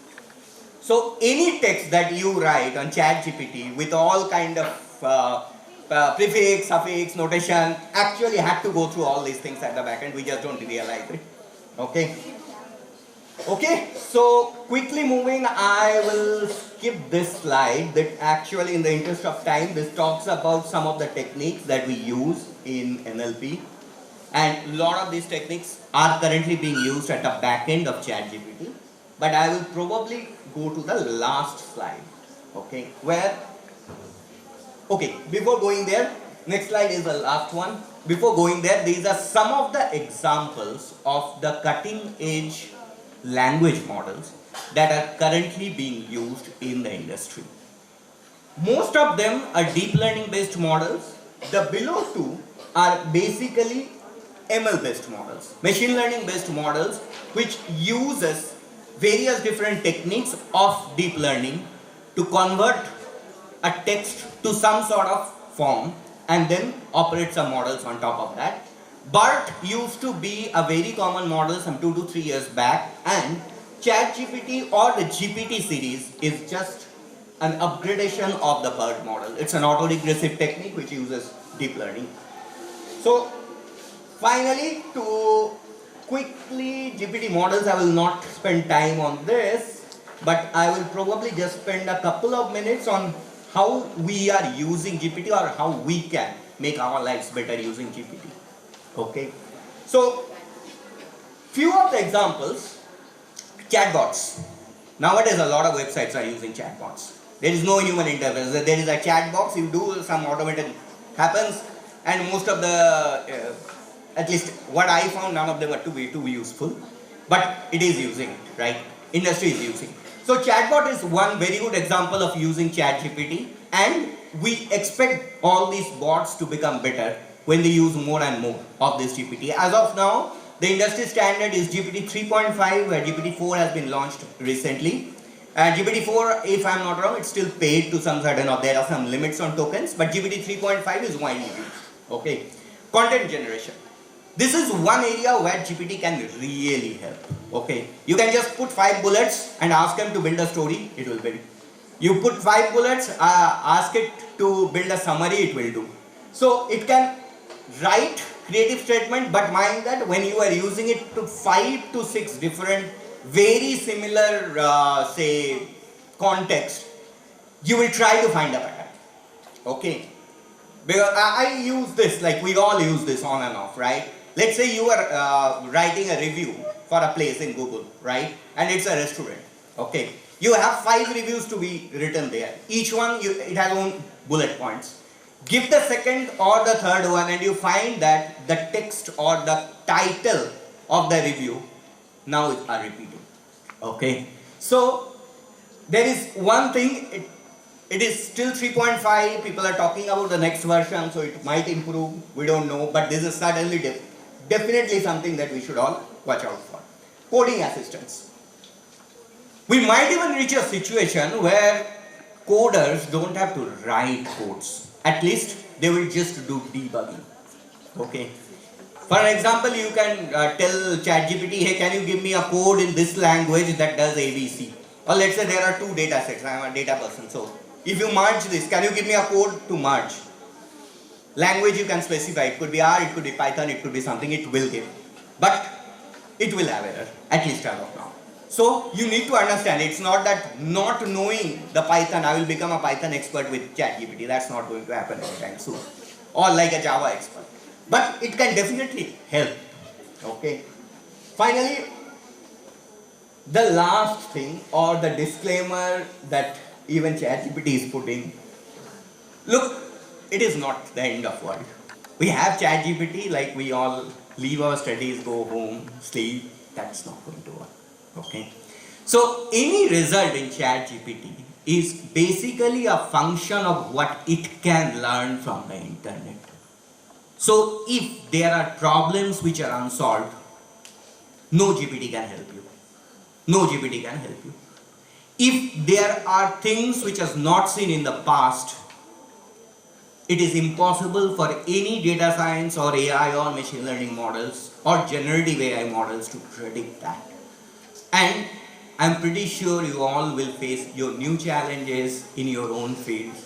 There will be a lot of things to be explored, there will be a lot of things to be researched. It's not that you will get all the answers in ChatGPT until and unless you guys put it in the internet saying that this is my research paper. Okay. Thank you. Thanks a lot. I'm sorry to take a bit more time than expected.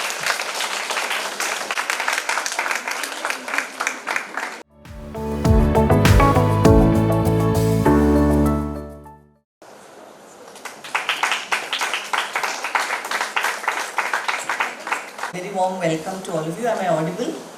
Yeah, so we're running a fair bit late, so I will just change the presentation around a bit, but I'll cover all the bases. So I said I'm working with Dakshin Chitra Museum. How many of you have visited the museum? Is it familiar? Okay, a fair number, so that's good to know. So before I sort of some housekeeping rules, I think the change thing is not working here, so I'll indicate to you when I want the slide to be changed on that. Yeah. So before I go into the presentation itself, I'll tell you how I'm going about it. I'm first going to talk to you a little bit about our museum, Dakshin Chitra Museum itself. That's a sort of specific part. And then I zoom out a bit. And I will talk about the larger landscape, which is an interlocking landscape of various kinds of cultural persuasions. And then I'll come to the jobs that are derived from that, and then we can have a kind of Q&A. So the philosophical premise of any place of culture, or even our museum and any kind of cultural initiative, I sort of derived from a very wonderful sort of creed of a foundation called the Prince Claus Foundation. It says that culture is a basic need. It isn't, sort of just food, clothing and shelter, but culture is a basic need. So for me that is extremely meaningful every day. When I think about the museum, when I think about what the museum does, what the museum should mean, and all our programming and all our initiatives, for me the underlying basis is the fact that culture is a basic need. So Dakshin Chitra Museum is today 27 years old. You've all seen it. It's India's, really one of India's only house museum. Can I have the next slide, please? So we opened in 1996. So the initiative was started in 1984 as a kind of idea. And the initiative was in response to the scene that was unfolding in the late 80s, where a lot of the crafts were sort of dying, a lot of folk arts were dying. They were either the last people, in that generation. Younger people didn't want to continue either the craft or the folk.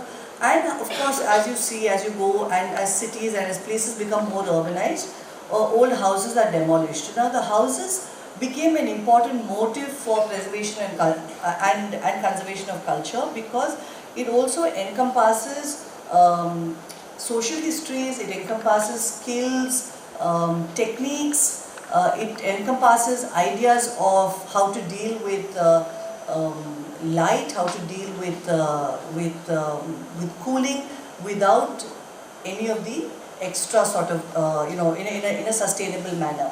So, which is how the sort of the premise of the museum came up.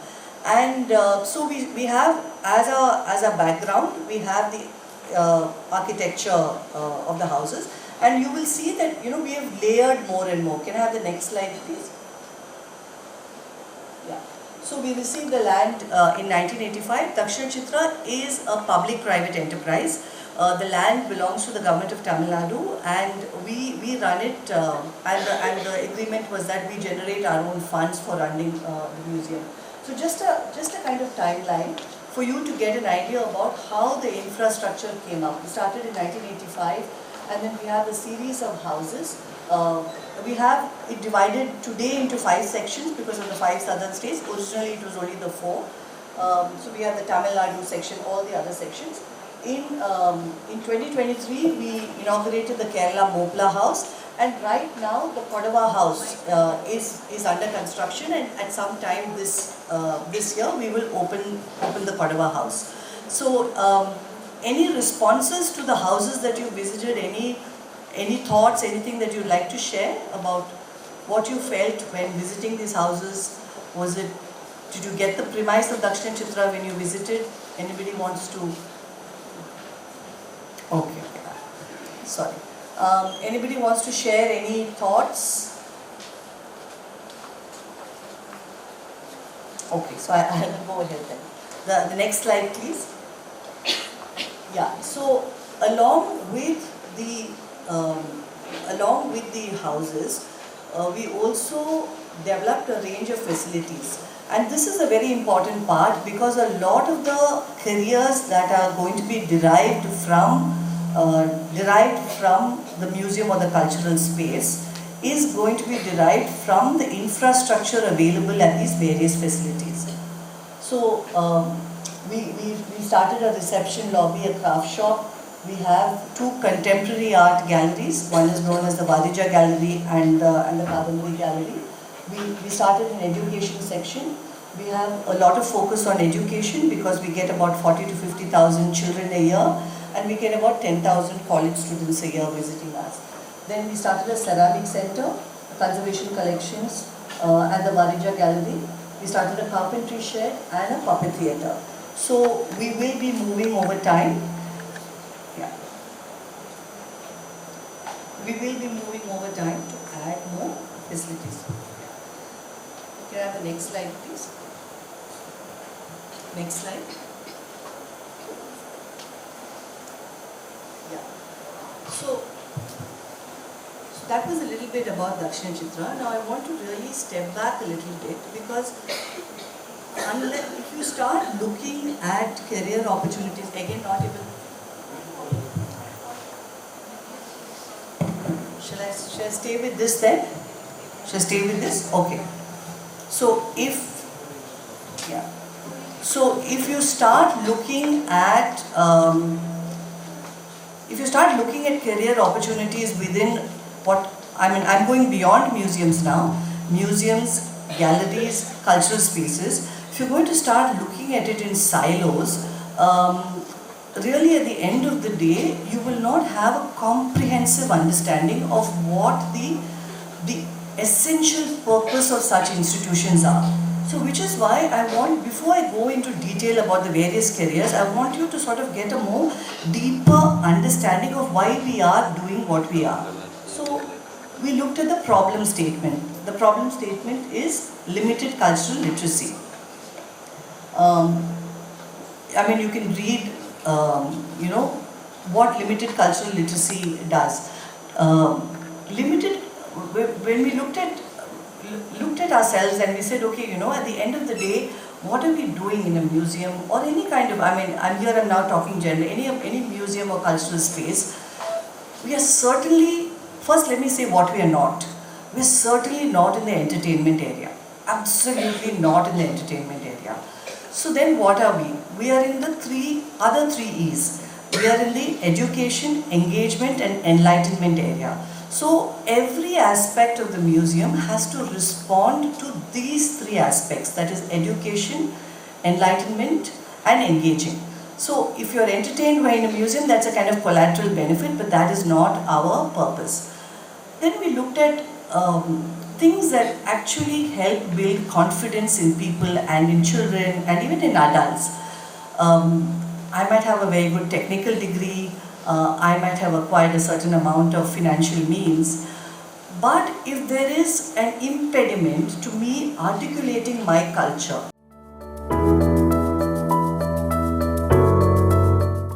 today, Dr. P. Maran. He is an accomplished individual who, by his charism of responsibility consciousness, has achieved success not just today, but in all of his endeavors as well. He was a senior general manager at Oceana Group of Companies for 15 years, in addition to serving as vice president of Swatika Foods for nearly 5 years. He is presently the chief operational officer at Sunrise Group of Companies.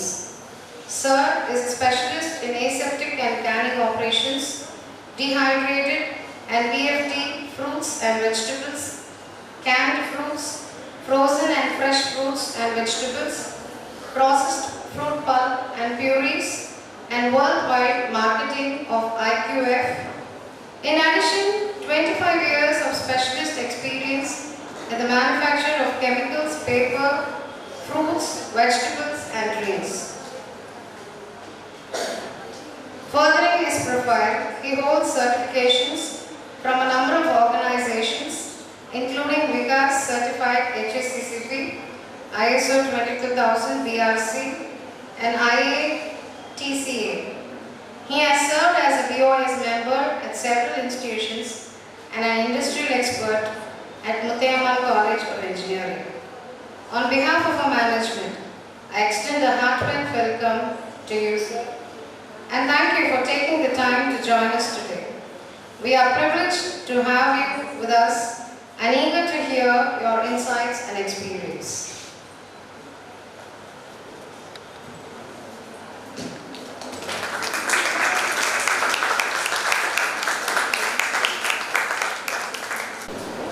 Yeah, good afternoon, students. Yeah, I think we are in the right time and right place with the right subject we are talking. Everybody is, I think, hungry. So we are talking about agriculture and agriculture related subject. So, first of all, I convey my sincere thanks to Stella Maris management for being in ICON 2024.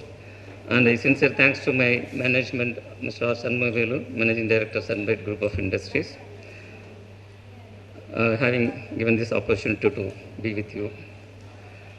So, I think he has given about my brief introduction about me. I'm Dr. Velayamar. Basically, I am a commerce student, not in the food industry. I started my career as a commerce accountant and worked as a finance manager and turned to CFO. Then I completely changed my career to operations and supply chain management. So last 20 years I am in the food industry. In food industry and agriculture coordination, I am the member of Tamil Nadu Agriculture Marketing Committee.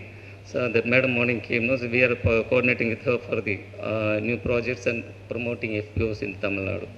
We have been promoting more than 159 APOs in all over Tamil Nadu to promoting their agriculture produce for the marketing. So before going to this subject, I want, wherever I am going, I am having notation with Thiruvalluvar. So we'll start this session with him also. Sulandrum air pinnad ulagam adanal ulandum ulave thalai.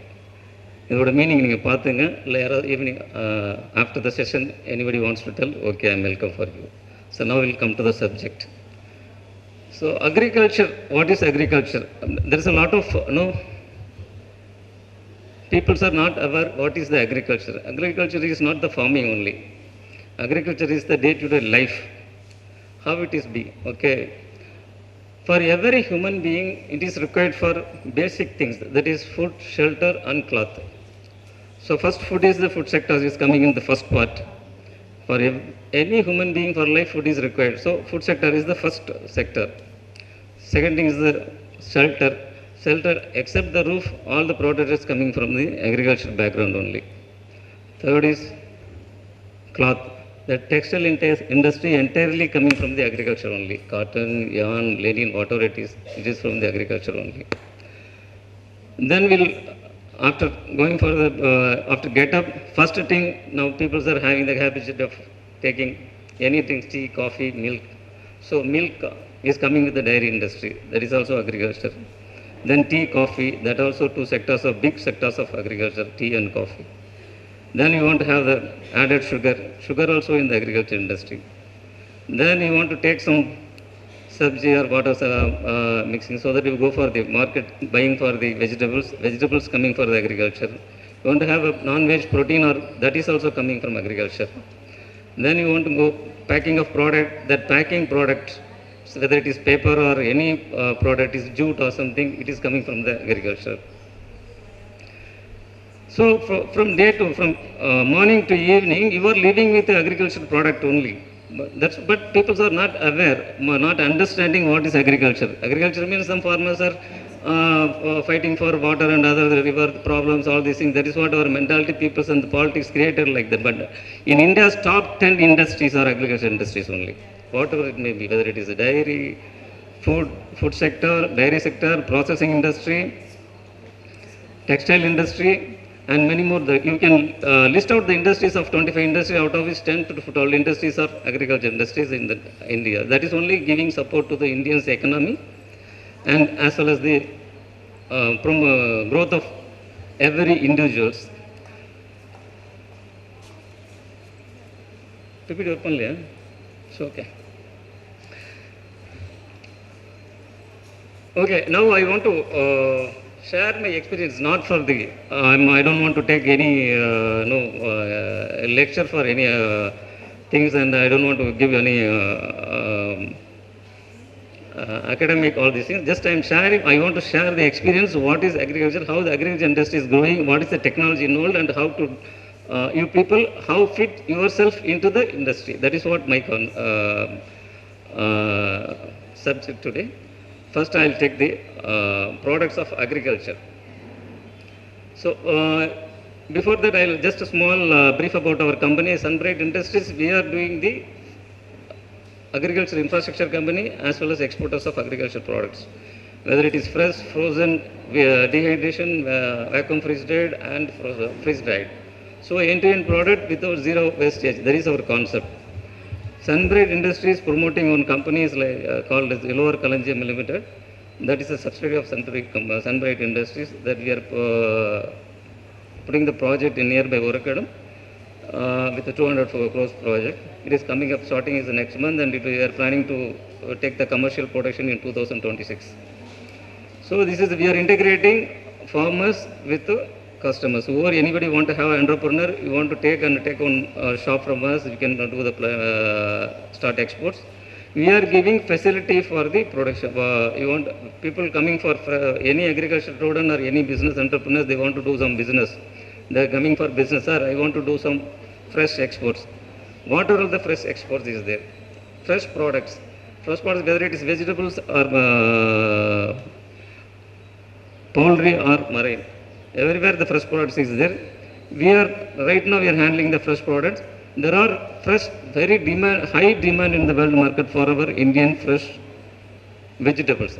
We identified 35 vegetables. You can say all this ending with the guy.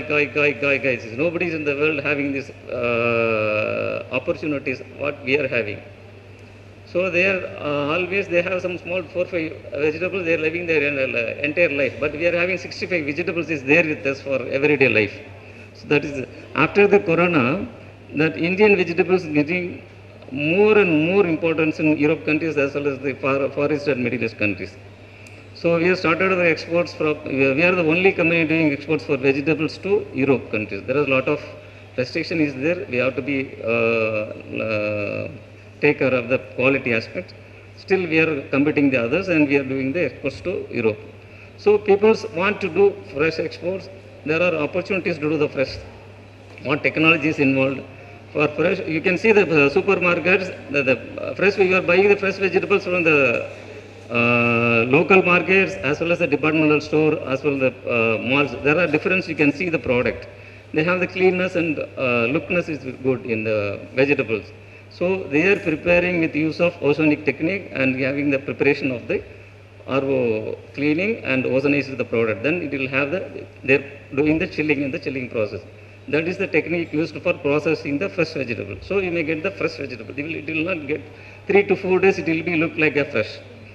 Then you are coming to, after 3-4 days, what will do have the fresh product? Then after 3-4 days, you can do the same vegetables, we can cut and do the cut vegetables. And that will give the nitrogen fillings. So another 7 days, it will have the same freshness. So that is next thing. Then third aspect, after 7 days, people are not buying. It is going for the Horeca segment. So they are using for their institutional usage. So the fresh vegetables, this value added item from the fresh vegetables to value added to end usage, there is a 3-4 process. One is for the fresh, second is for the packed item, third is for the bulk item. So these are all the same time the fruits also, fresh fruits And packed fruits. Packed fruits, there with the filling of nitrogen, it will have 15 days lifetime. So you can, without any hesitation, you can take and eat the product for the fresh products. Now coming to next level, value added level. So after the fresh, next we are processing in the frozen, which is minus 40 degree with the support of freon or as well as the nitrogen. They are cooling the process with the minus 40 degree temperature. The minus 40 degree, the product passes to minimum 15 to 20 minutes. The lifetime given for 2 years expiry. From the date of production, we are offering 2 years production.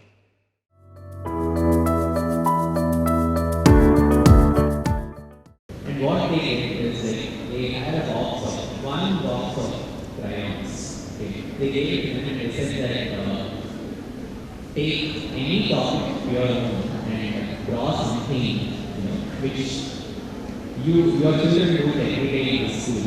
So we want to test your skills, and you will not be judged on the basis of whether you are drawing it correctly or beautifully or whatever it is.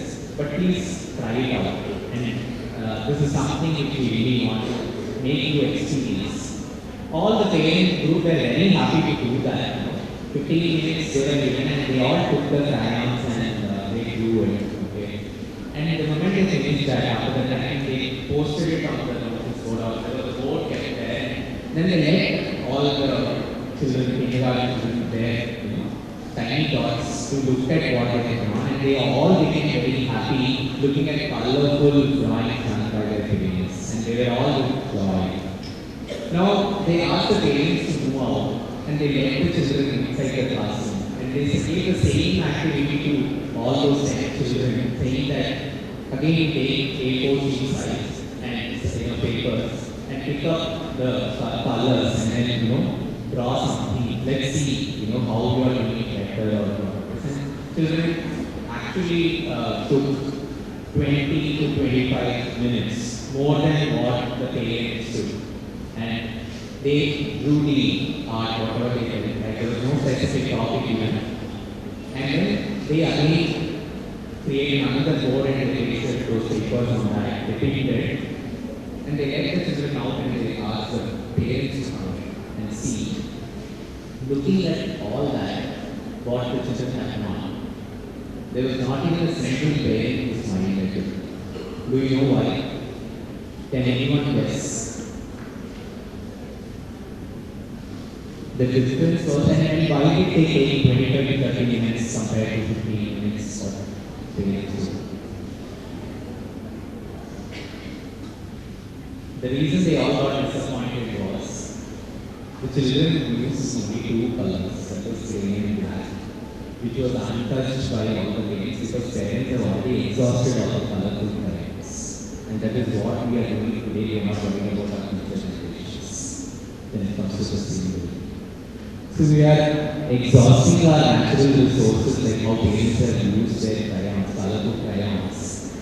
And we are just leaving the black and grey for our future generations. Obviously, the future generations are going to be sad forever. Isn't that really touching? And then the parents realized, so this was the message which they wanted to actually give it to the parents on sustainability goals, because the school was in a journey to create awareness on sustainability. And that is exactly reflective of today's society where we live in an era where we just want the best of natural resources. We want to exploit that, right? So God has realized that today, and that is why everybody is marching towards sustainable goals. So that is where it becomes imperative for all of us as finance and accounting professionals, because nothing can be done without money. You all know, you are all former students. So how our role as financial accountants and auditors are going to be playing in a sustainable world, or the world which is marching towards a sustainable agenda, there are 2 things. Today, the funding priorities of finances are moving towards, if the manufacturing process or if the entire business is sustainable, only then the funds are available. That is what the financiers are taking the route to ensure that they are contributing to the sustainability agenda. So on the other hand, companies are taking every small process, including the cups in our company, yesterday the cups got replaced with mugs, saying no, we are not using the paper cups. Including like usage of electric vehicles, giving additional bonuses to employees who are buying electric cars. So these are several examples we can talk about, but those are the roles which businessmen are playing. But what is the role we as accountants can play?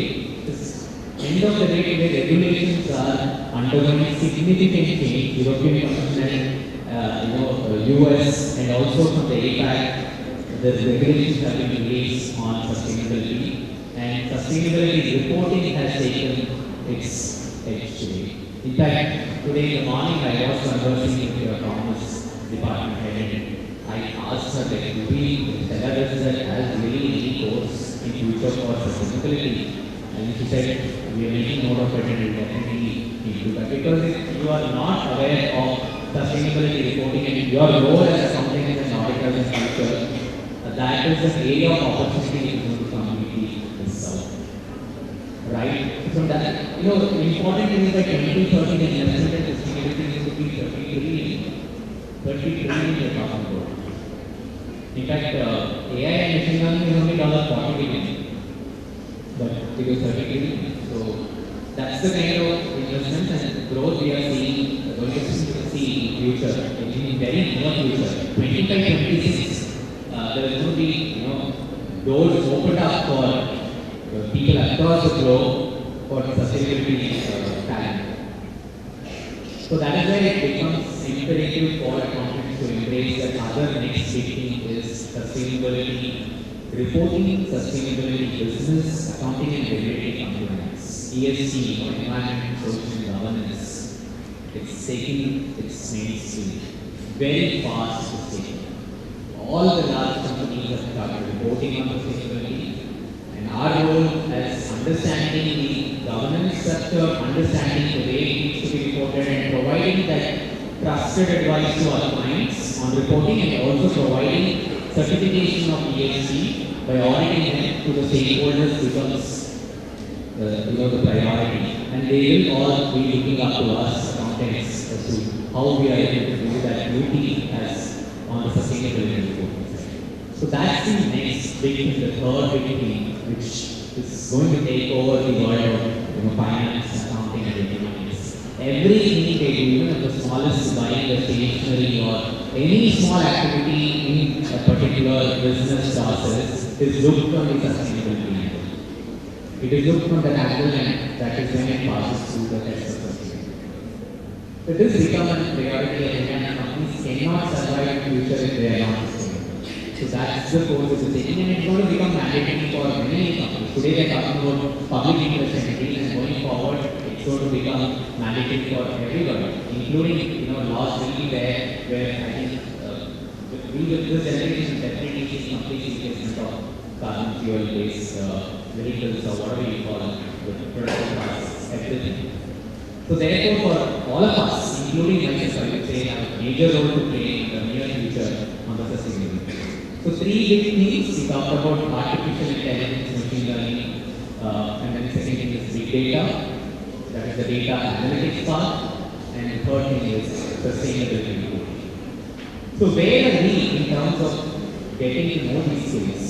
If I have to grade all of us, say from a percentage, like are we first 5% aware of this, are we 50% or say 75 above, where will you rate yourself?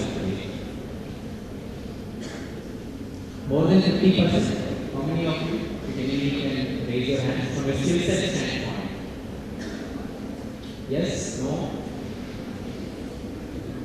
Or between 25 to 50%? Anybody? Or less than 5%? How many of you less than 5%?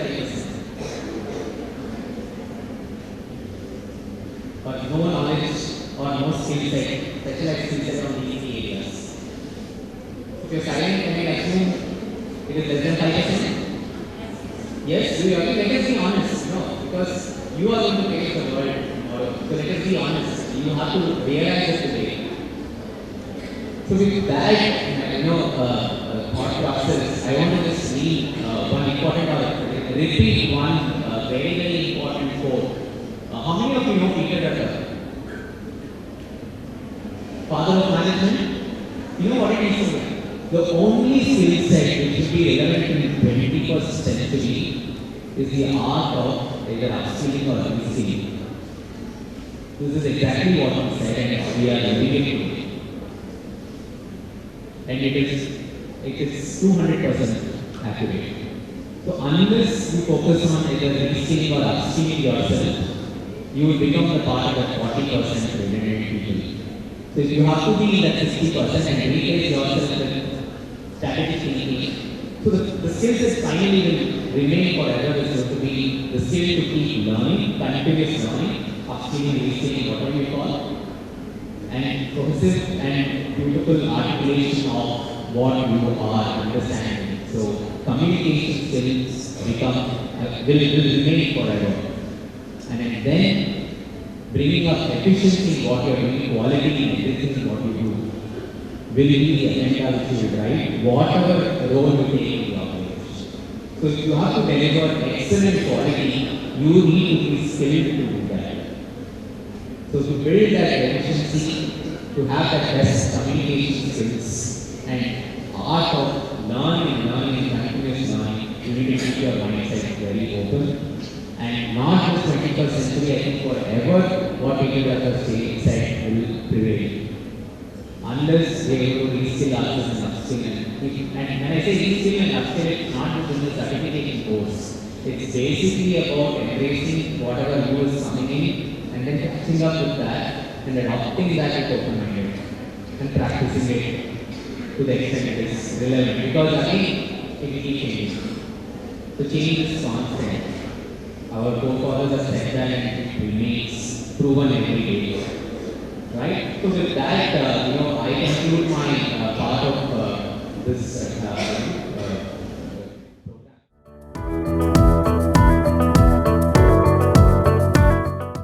Present here, I am honored to extend a hearty welcome to each and every one of you gathered here for this session on AI and machine learning. It is with great pleasure that we come together to embark on a journey of knowledge, innovation, networking, and collaboration. Today, we are privileged to have our distinguished speaker, Mr. Krishnagant, CSR Manager for Academia for IBM Skill Build. He has over 90 years of experience in the tech industry, with the last 17 plus being in IBM.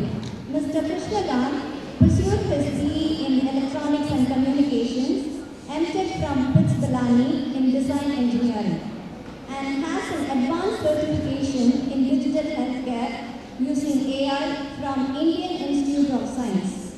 He has 4 patents in the AI space utilizing AI with improving human learning. He has personally conducted sessions for over 8,000 students. He has recently received the Eminent Engineer of 2023 award from the Institute of Engineers, Bengaluru chapter from Chief Minister of Karnataka for his commendable contribution to academic community. His interest spans around graphology, soilless horticulture, and exploring astrology. So without further ado, let us extend a warm round of applause to welcome Mr. Krishnagant.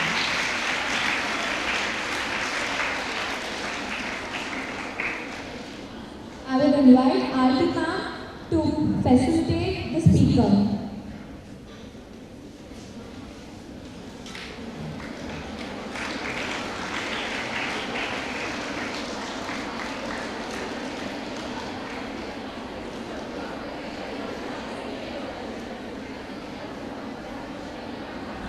Over to you, sir.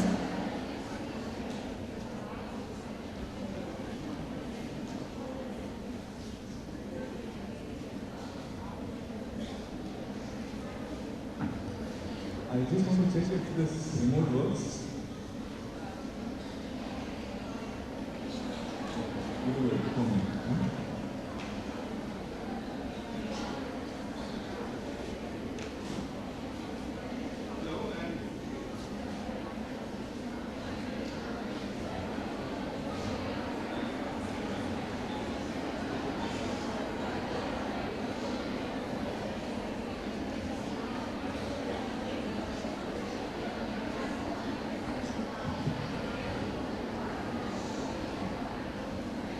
Hello everyone. Okay, so how many of you are here to know about AI and change the world tomorrow?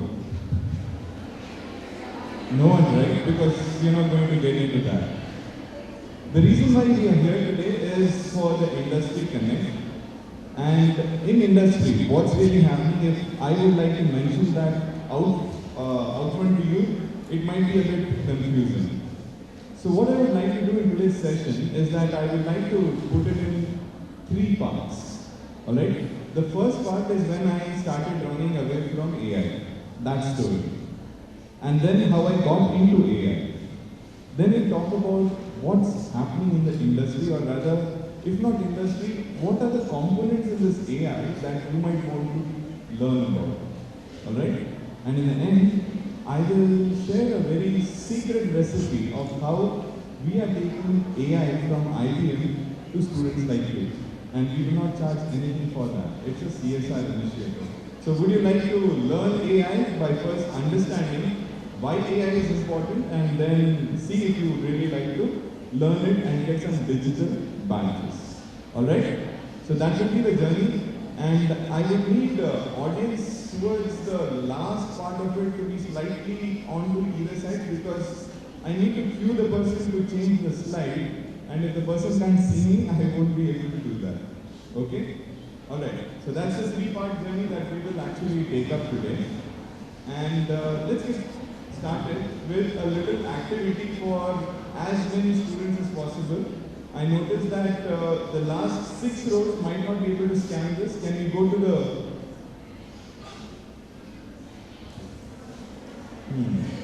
Interesting, because the next scan, which you guys are actually putting up, it's on a different system. I forgot to change the screenshot over there. How can we do that? For a moment, can someone just get that laptop over here? I'll just quickly change that one screenshot and give it to you. But I'll continue with the story, okay? So, what exactly is AI? And why did I have to run away from this? Everyone heard about AI is actually taking away jobs? How many of you? How many of you heard that AI is taking away jobs? Just a few of them? It's a very safe place to be there, right? AI is just one-off thing that is there in the market, and we know about it or not, it's not going to affect it. How many of you feel that? It's just a timid little cat in the market and it's not going to affect us. How many of you feel that? No hands going up? Let me ask a different type of question altogether. It's yeah? Just a second, I'll just give something else. Okay.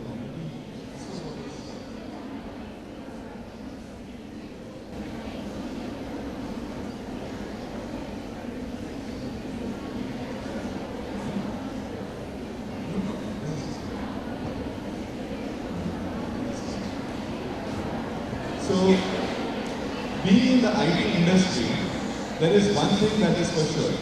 Every 4 to 5 years, if we don't reskill ourselves completely, that is, whatever we learn in engineering, if we don't redo that entire thing in the next 5 years, we will have no job. That is one little truth in the IT industry.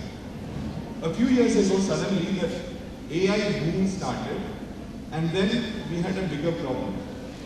And that is, AI itself is changing so fast every 2 years that in the 3rd year, whatever AI was there 2 years ago is not there. Which means our upskilling requirement now changed from 5 years to 2 years. So, every 2 years, if we don't upskill, we might not have our job.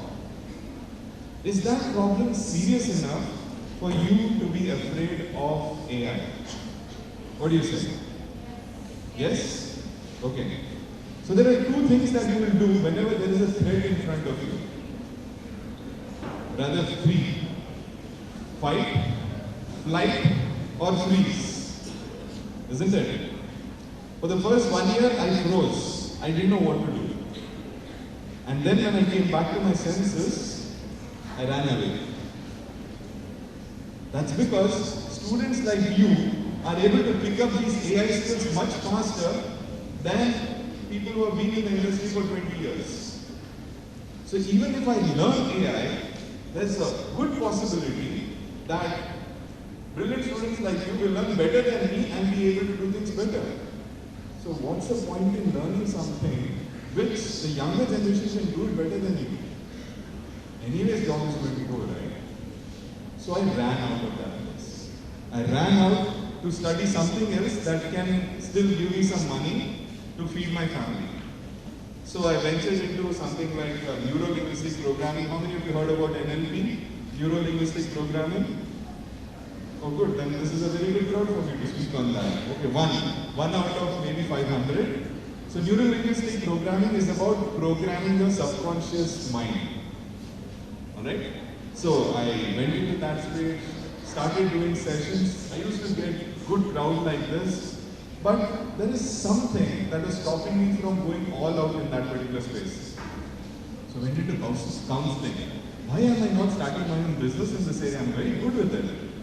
And then one of the counselors actually mentioned that the reason why you're not switching boards is because you internally feel being in the AI department you haven't done really something and that is stopping you from doing anything else.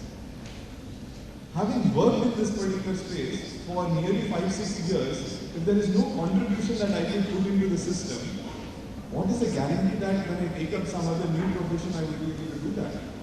So get a logical closure here and then put your foot into the next board. That is what was told to me.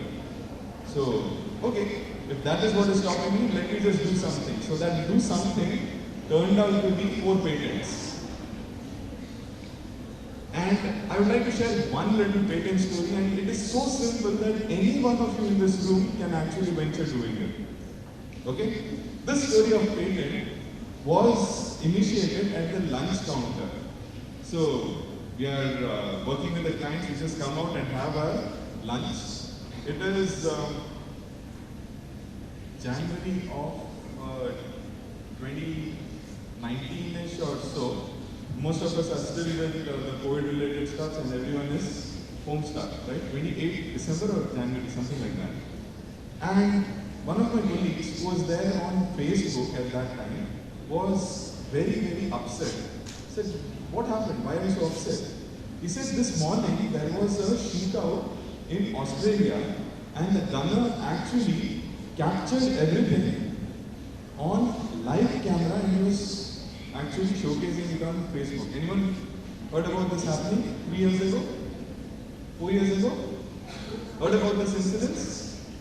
Yeah? And even without me wanting to see this, I saw through the entire live stream how people were getting killed. And that was not a good scene. And for the next 1 week, he was depressed. Don't you think such kind of things keep happening to us also? We don't want to really see something, but it just happened in front of you, and that keeps you bogged down for weeks, sometimes years altogether. Right? And this was one such person who used to tell a lot of jokes, and we were missing those jokes.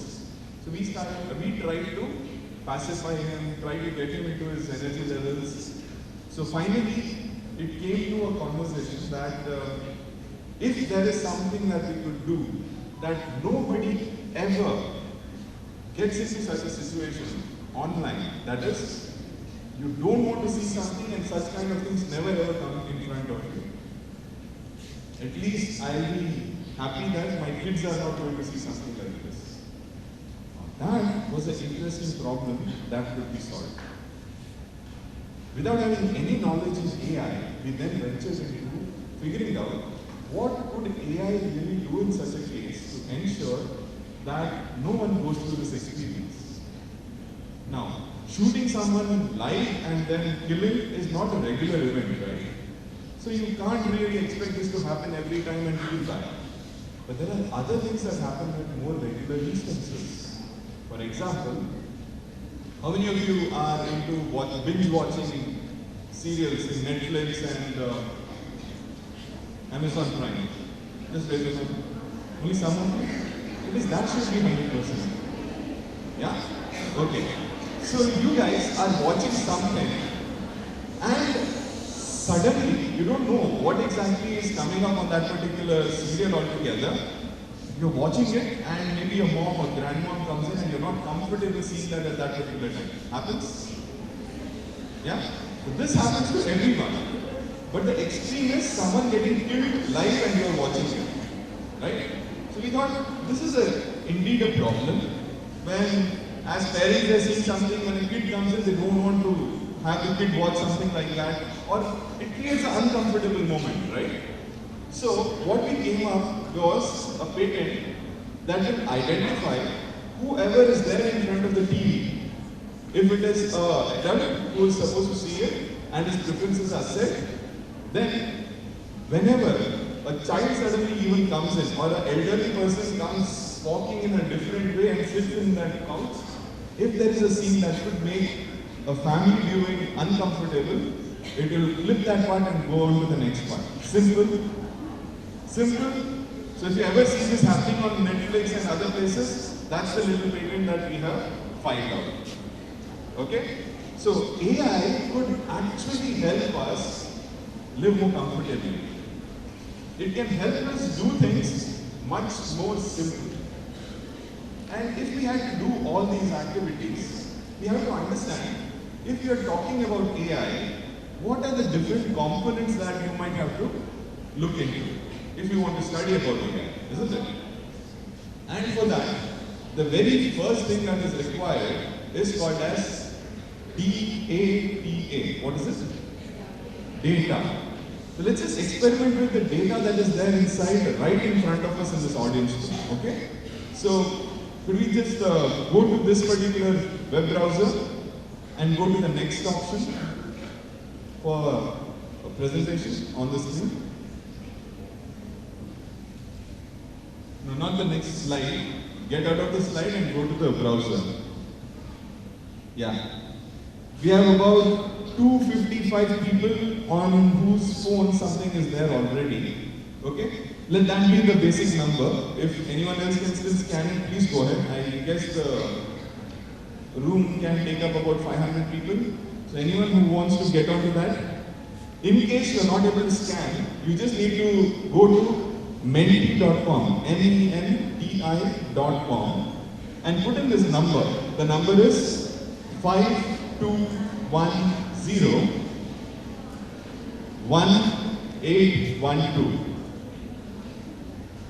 So this is for the people in the last benches. In case you're not able to scan, go to menti.com, menti.com, and put in the number 5210 1812. And all you'll see there is a thumbs up. When you click on it, you'll get to know that you're there on that page. Okay? So that number, if it is visible from here or from either of the places, it's right on the top center page. Okay? 5210 1812. Let's go to the next screen. Just click next. No, on the same screen, just click the right hand. Yeah, right. So, inside this room, right now, on your phone, I want you to just select which of these departments or specializations are you really onto.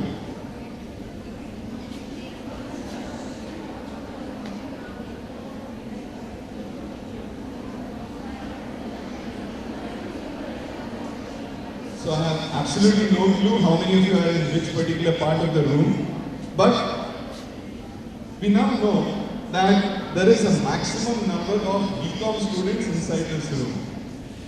True? You guys have selected your own. And nearly 250 people have attempted this. Do not close this window, there is something more that is going to come up, and we will use this for understanding AI, okay? About 260, let's just take it till 300 and then we'll go on to the next screen.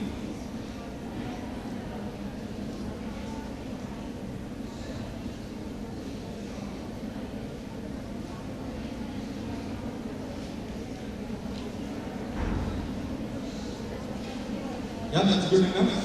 You can go to the next. Okay.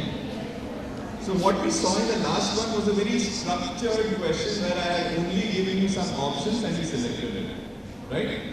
Now the next option is left up to you to answer. Do not use more than one word to answer this. If you have multiple one words, put that one word each and just put it up. For my safety is not 3 different words that mean different things. Okay? Alright. Why did you wear masks during the COVID times? That's a question, and that's what is there on your phones right now. Why did you wear the mask? There were some engineering colleges where students started saying we got special powers on putting up the mask. They can be as creative. So let's just see what exactly was the reason.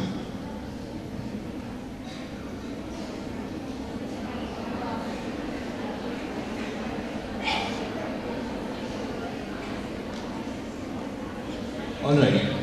So what you're seeing on the screen right now is that if someone is giving the same spelling and they're putting up with more number of entries, it's coming up with a bigger font.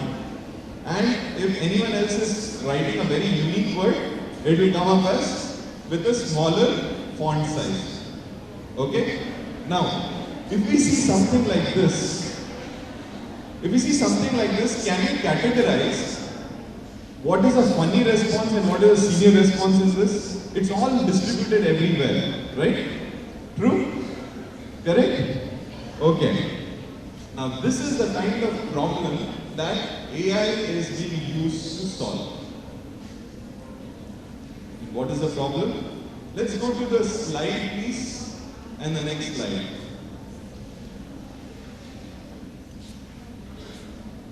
Yeah.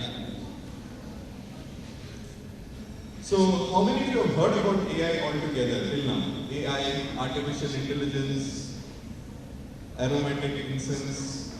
What is AI? Artificial intelligence?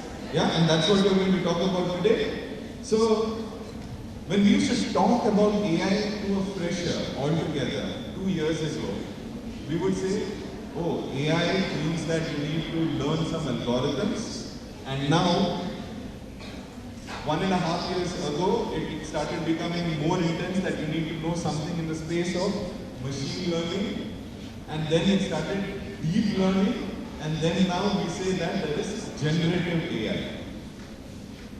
So, if you start your journey of learning AI, where should you start? With old AI or the new AI? New AI, you say? Okay. That's where the industry connect new topic comes up. Should we always learn something that is absolutely new, or what is actually being used in the market? How many of you would just learn something that is trending and absolutely new, something like ChatGPT? I don't want to know what is the background of it. ChatGPT only uses. Have you at least used ChatGPT? Of course. That's how all the assignments happen nowadays, right? So, if ChatGPT has helped you save time, a lot of times, now that is a trusted partner for you. Now, when I was doing my learning in AI in the space of health sciences, we started seeing a problem. That ChatGPT only can give you 2 answers that are at least 2 years or older. Anything that happened after 2021, it does not have an answer for it. Unfortunately, when you're doing something in the medical science, we want information from right now. And that is a selective memory loss for the system. And hence, ChatGPT cannot be used for commercial systems in any case. So we need to build a system that has information about everything that has happened till now. And that is where engineers start working. But there is a very good flip side to this. To write any of these codes, in generative AI, you don't need to know any bit of coding. Whatever you guys are doing right now in your current domains is sufficient for you to be dealing with generative AI. And that is why we are having a chat like this, to know what is the industry really doing and then how can I use it. Alright? So, the evolutionary terms for AI will be general AI. More intense is the machine learning. This is some general algorithms. You have to use probability, statistics, matrices, and all these things to actually reduce something. And beyond that is deep learning. In terms of deep learning, I'll just give you some more examples. But what is currently the trend and what ChatGPT has literally changed the whole scenario is a generative AI, which means you ask a question, 2 words, 3 lines, and it actually gives you a page-long answer altogether. So this is called as generative AI. Alright? Let's go to the next one. Now, inside of all these learnings, there are 2 things that are very common and you'll keep hearing about it here and there. One is supervised learning and another one is unsupervised learning. Right? So you just notice when you entered all your details and why you put your mask during the COVID time, there are so many different answers that came up. Nothing was in a line that you can just say that all these responses are similar. They're all spread in so many different places altogether. Right? But there could be some scenarios also, like the one that is on the left-hand side with those circles. Looks like some bacteria or some small things under the microscope, right? It has a perimeter. Anything beyond that is not of the same color. So it's meant for categorizing things of similar looks or similar features in one particular area. Okay? And on the other side, it is about finding that if there is a set of people who are seated in all these areas and there is a logic that is generated out that can find how people who are sitting diagonally all the way till there can be identified. Simple in this particular case, if we had to figure out a simple feature of most of the people who came into the last bench, any common trait that we can talk about? They were here maybe 15-20 minutes before to reserve their seat in the last bench. Right? So that's a common attribute. And the rest who came late turned out all the way in the first bench. No, some of you did come early also. But I'm just talking about how to figure out how things are related. Right? I was just watching out over there and we noticed quite a few people coming and taking up the last seat. So that is just an observation. So, if things like this are very simple to be classified, you don't really need a very heavy-duty AI system to do it. Right? But at the same time, if it is so complex, let's say that there is one rule that you will write which will categorize all people who are wearing red colored dress today. It will be a very weird kind of mapping, right? There is no specific shape that will be there in this whole experiment. Now that is complex. And to figure that out and tell you some results is where AI will be used. Clear? Clear? Okay. So people in the commerce segment of it or people who are doing more mathematics section of it, we have something called as average. Right? Then we also have some sort of standard deviation. And we also have some other parameters, if you can just mention, in the statistics world. Mean, median, mode, and regression. What more? Yeah, so this, all these terms that you're using is all that comes in the machine learning aspect of it. And trust me, most of the engineers don't understand it, we somehow figure it out to finish off a code. Right? What you're seeing in the other side over here, where there is a line drawn. Now this is a mean value of all the distribution and anything that's coming above or below is of a particular meaning to us. So those kind of simple calculations are done using supervised learning. Whereas when there are categories of people in different categories, sections altogether, where you need a very complex mathematics to figure out that pattern, we use the unsupervised learning. It's a bit here and there in terms of English, but really, can you go to the next slide? So what is this supervised learning altogether? Let's just take that in this room we are filled with elephants, camels and what else is there? Cows. Okay? And they are all distributed to absolutely different parts of this particular room. Now whoever looks at a cow can identify it very easily, right? It is not a tiger. It is not a dog, it is not a cat. A cow can be easily identified by everyone. Anyone have a problem with that? No? Okay. Similarly for an elephant, it's huge in size, it has a different feature altogether, and similarly for a camel. Right? Keep reading next.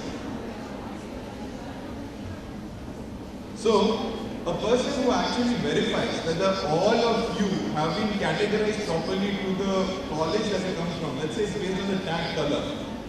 Right? So Selmaris maybe has blue color tags, someone else from some other college might have a different color tag altogether. It will identify. And then a very senior person or an experienced person will say, yes, this is true.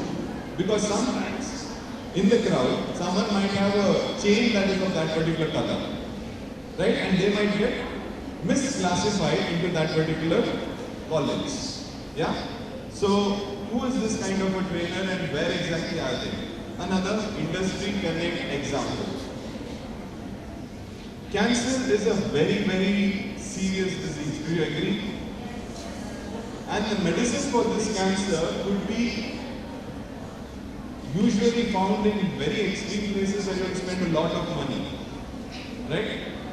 But the population of India is so huge that in every state the same case might be there, but no one knows about how else this has been treated in some other country altogether. Right? Possible? So, IBM actually partnered with a hospital in US where there was a cancer specialist who will classify the blood reports and say that if there is this kind of a blood report, this is the kind of cancer that the person has. And if this is the kind of cancer that you have, this kind of medicine works best. Where is this diagnosis happening? Somewhere in the US. To get this kind of medicine, where you have to go? All the way to the US. But will everyone have enough money to go all the way to there? No.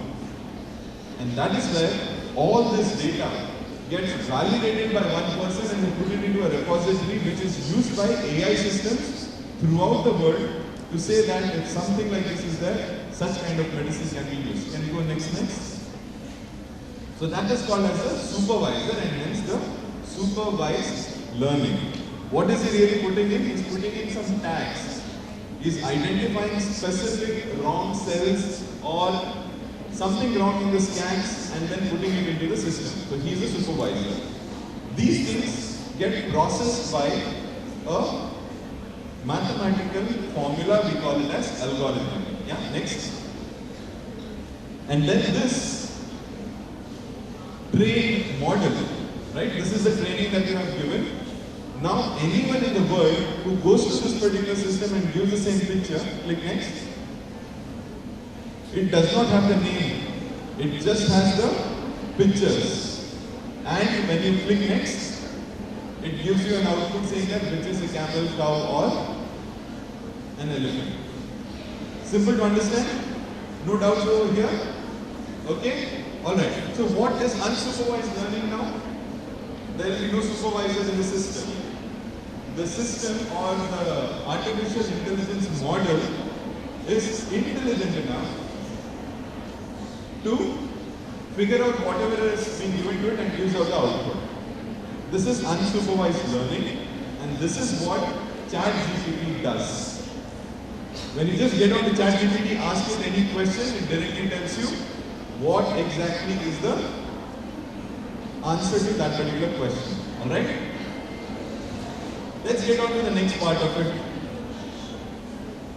Data and what exactly is this data altogether? Can we go to the other window? Now, I'm asking you something very specific in the mobile phones, whoever have logged in.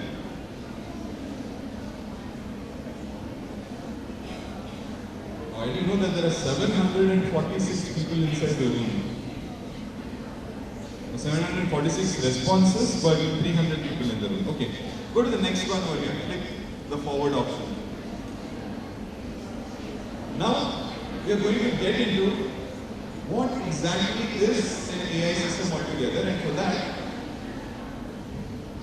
this exercise is about ranking, okay?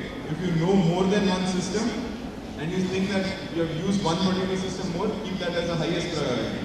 Next, which one have I heard? Next, which one have I heard? If you haven't heard some of them, just keep them.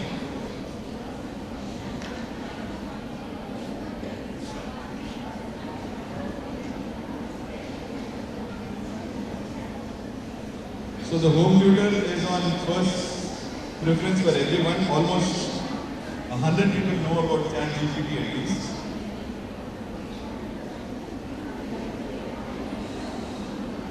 From where we were sitting, some people have mentioned that there is Bard, which is very famous. Which company makes up Bard? Google? Okay. And which company makes up Llama? Llama? Okay, but still people have used it. Fine. Which company is the owner for Watson X? IBM? Only one person is saying that, so is that a true answer? IBM? Okay, IBM it is. And just notice here that no matter how many different types of AI systems are there on the market, ChatGPT is the one that you are using most and hence it is the most popular. What about the others? Can you just go back once? All these other options that are there, they are meant for usage on the enterprise level. For example, banks don't use ChatGPT. Hospital systems don't use ChatGPT. Anything where secretive information is supposed to be processed cannot use ChatGPT. Right? Now, let's go back to the presentation once again.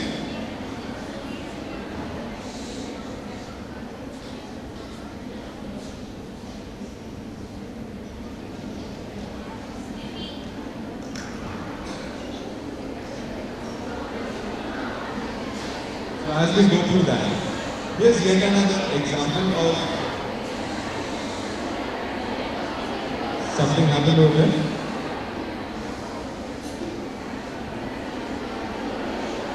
Okay, let's get back to the example on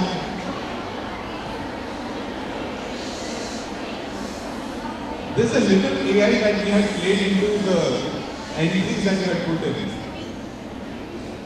I would like to share this little secret also.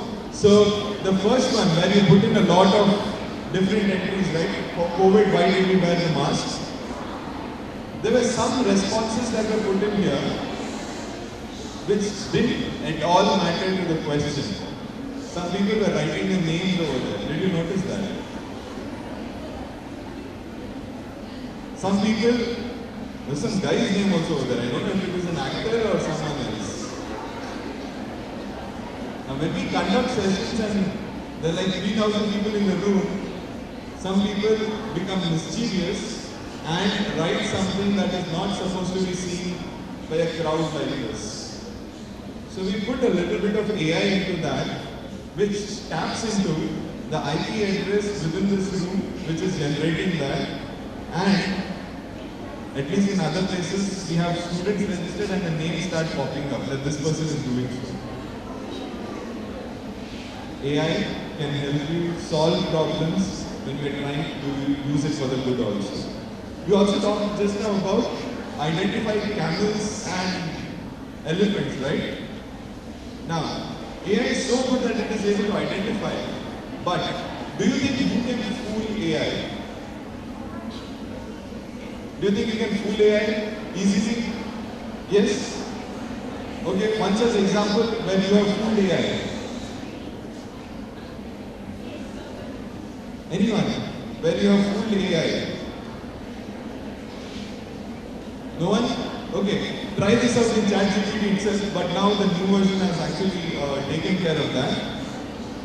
You ask ChatGPT a question, it says that my weight is 36.5 kgs more than my brother who is 54 kgs less than my mother who is 48 kgs more than my father whose actual weight is 100 kg. Now tell me the weight of all these people. It will give you the right answer. Now, how do you fool it? For the answers it has given, you write the next question, but my wife says my mother's weight is 72 kgs. You know what the response comes back? You are actually right. And it will give you a whole reason why it should be 72 kgs. So, when you use systems like AI, which is meant or it is trained for a particular activity, it can only do that one activity. You ask it anything more, it does not know. So it is a dumb, intelligent system that can give you information. So if this dumb information system is to be learned by you guys and make it more interactive and more intelligent, is where we will have to start learning something called as generative AI. Alright? Okay, so in terms of generative AI, you already mentioned that a lot of you know about ChatGPT, you know about Watson X and others. And this is the basic thing it does in the background. It is able to find out complex patterns, take it out and give out a good response. Now, I spent nearly 9 months in the Institute of Science trying to learn AI altogether. So does that mean you guys also have to spend nearly 9-10 months learning it? Answer is absolutely no. What did we do over there is that, let me just share this one quick use case and maybe it is very useful for you guys. At least the researchers found that this tool is very useful for the guys. I don't know if you will agree or not. So the project that we ran was, give it any speech and it will tell you what is the emotion behind it. Give it any speech and it will tell what are the emotions behind it. And this was nearly 3 months of work, over 5,000 lines of code, and finally it would tell that when a lady is speaking, these are the emotions that it can identify. Most of the times whenever a guy was speaking up, the system was not able to find the emotions at all. But wherever the lady samples were being coming in, lot of emotions were there. So obviously we are not able to understand all the emotions. Our researchers wanted it as a small app in their phone so that they keep it on and keep keeping at it whenever the wife is speaking for more than 3 minutes. Notice how AI can actually be used. Let's just go to the next slide here, please. We talked about this, right? What is machine learning? It actually helps you get on to probability, statistics and more. And these are the things that you are already experts in. So if you want to start your journey into AI, machine learning is one specific area where you can get onto. Let's go to the next one. Now, this is where we were talking about how can you really fool the system and take it up forward. Let's say that you give it a training for cats and dogs, it will only respond to cats and dogs.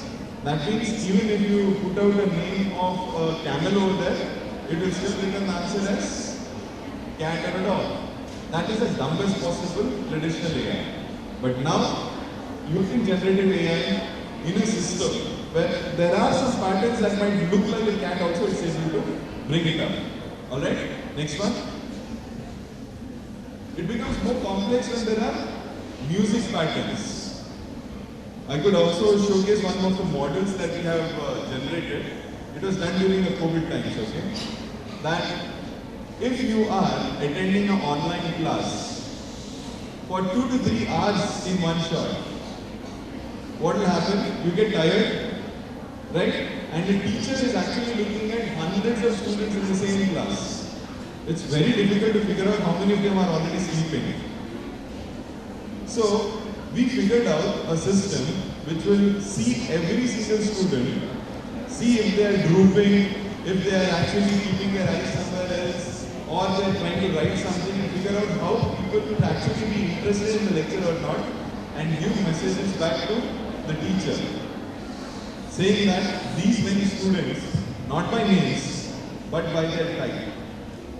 What is type? Did you know that each one of us have a separate learning type altogether? What types of learners can we have? Auditory, visual, kinesthetic. Heard about these words? Yeah? So we can figure out what type of a learner he is just by looking at them.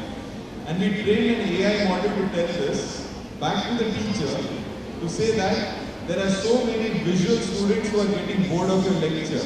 Give them a visual example to get them back into the lecture.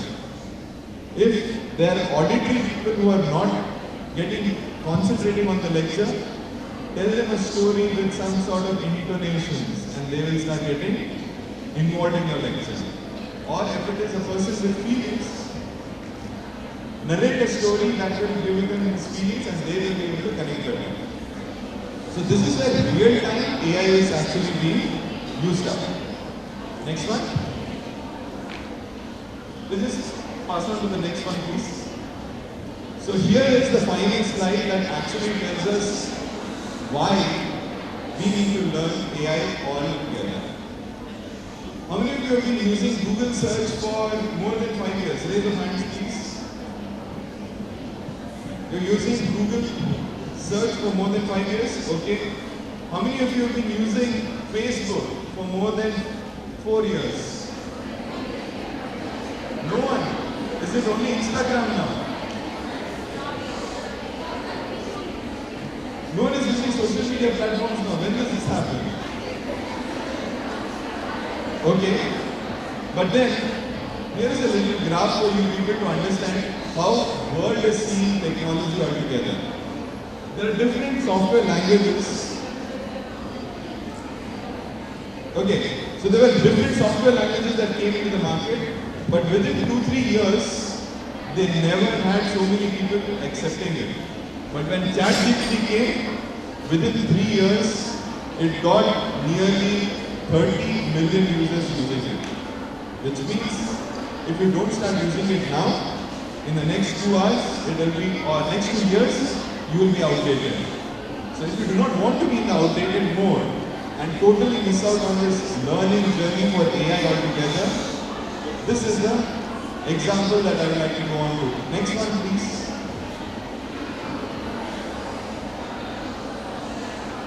Just go on to the next slide altogether. Let's skip the animation. Okay. So, what exactly are you doing in the industry and how you can contribute into the AI space? That's the discussion that we want to do now. And here, how many of you are into some sort of accounting related activities? Accounting? Very few. What else can I ask? Which is a common thing for most of the people who are there in this room now. If you could just help me with that context.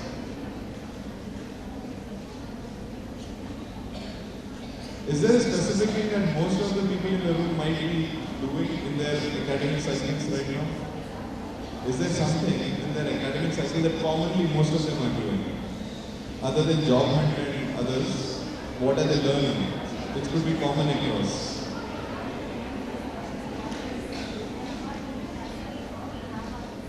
Okay, so let's say that you are all doing projects.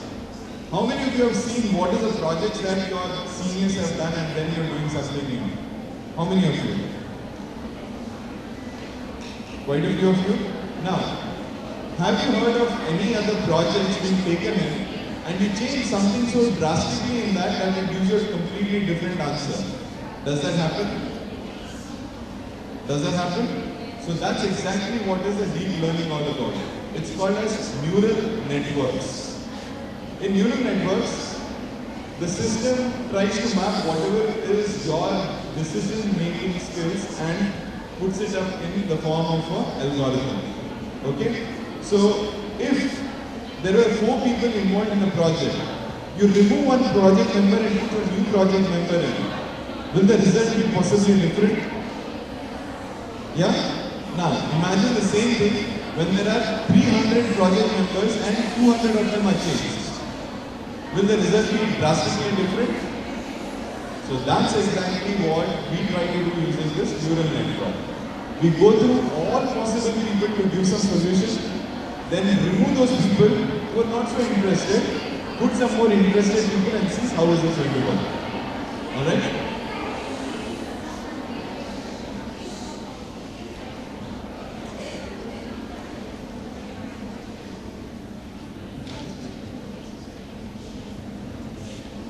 So this is what is a neural network altogether. 2 clicks ahead, please. Ahead. Yeah. So this is the final stuff that I wanted to talk to you about. That if you had to learn something from scratch, something that you can actually use all by yourself, this is a WhatsApp platform that we are giving it out to you. Absolutely, we are not going to charge anything onto this. You just have to log on to the next slide, please. And I'm not sure if this is already been told to people, but here is a chatbot making ability that we are also going to train people on, where no matter what kind of projects that you do, there will be a chatbot that is put into it. And it can help people use your project better. How good is that? So to do so, all you need to do is log on to the next slide where it is talking about the IBM Skills Build. Just go on to the internet and get on to ibmskillsbuild.org and you will be able to learn, take up any of these badges in the space of AI, data science. I have heard that a lot of people are doing data science also, right? We're giving out very expensive software free of cost for you guys to even take it up and take it to the next level. Right? So we talked about where AI is coming from. We talked about what AI can do for you. We also talked about where can you learn AI from altogether. Now the question is, do you want to learn AI to increase your grades, get a different job altogether, or do you just want to know AI because the world knows about it and I don't want to be the only person who doesn't know about AI? Choice is yours. The learnings that you can take over here is absolutely simple. No coding information required altogether. And I would just say happy learning to all of you.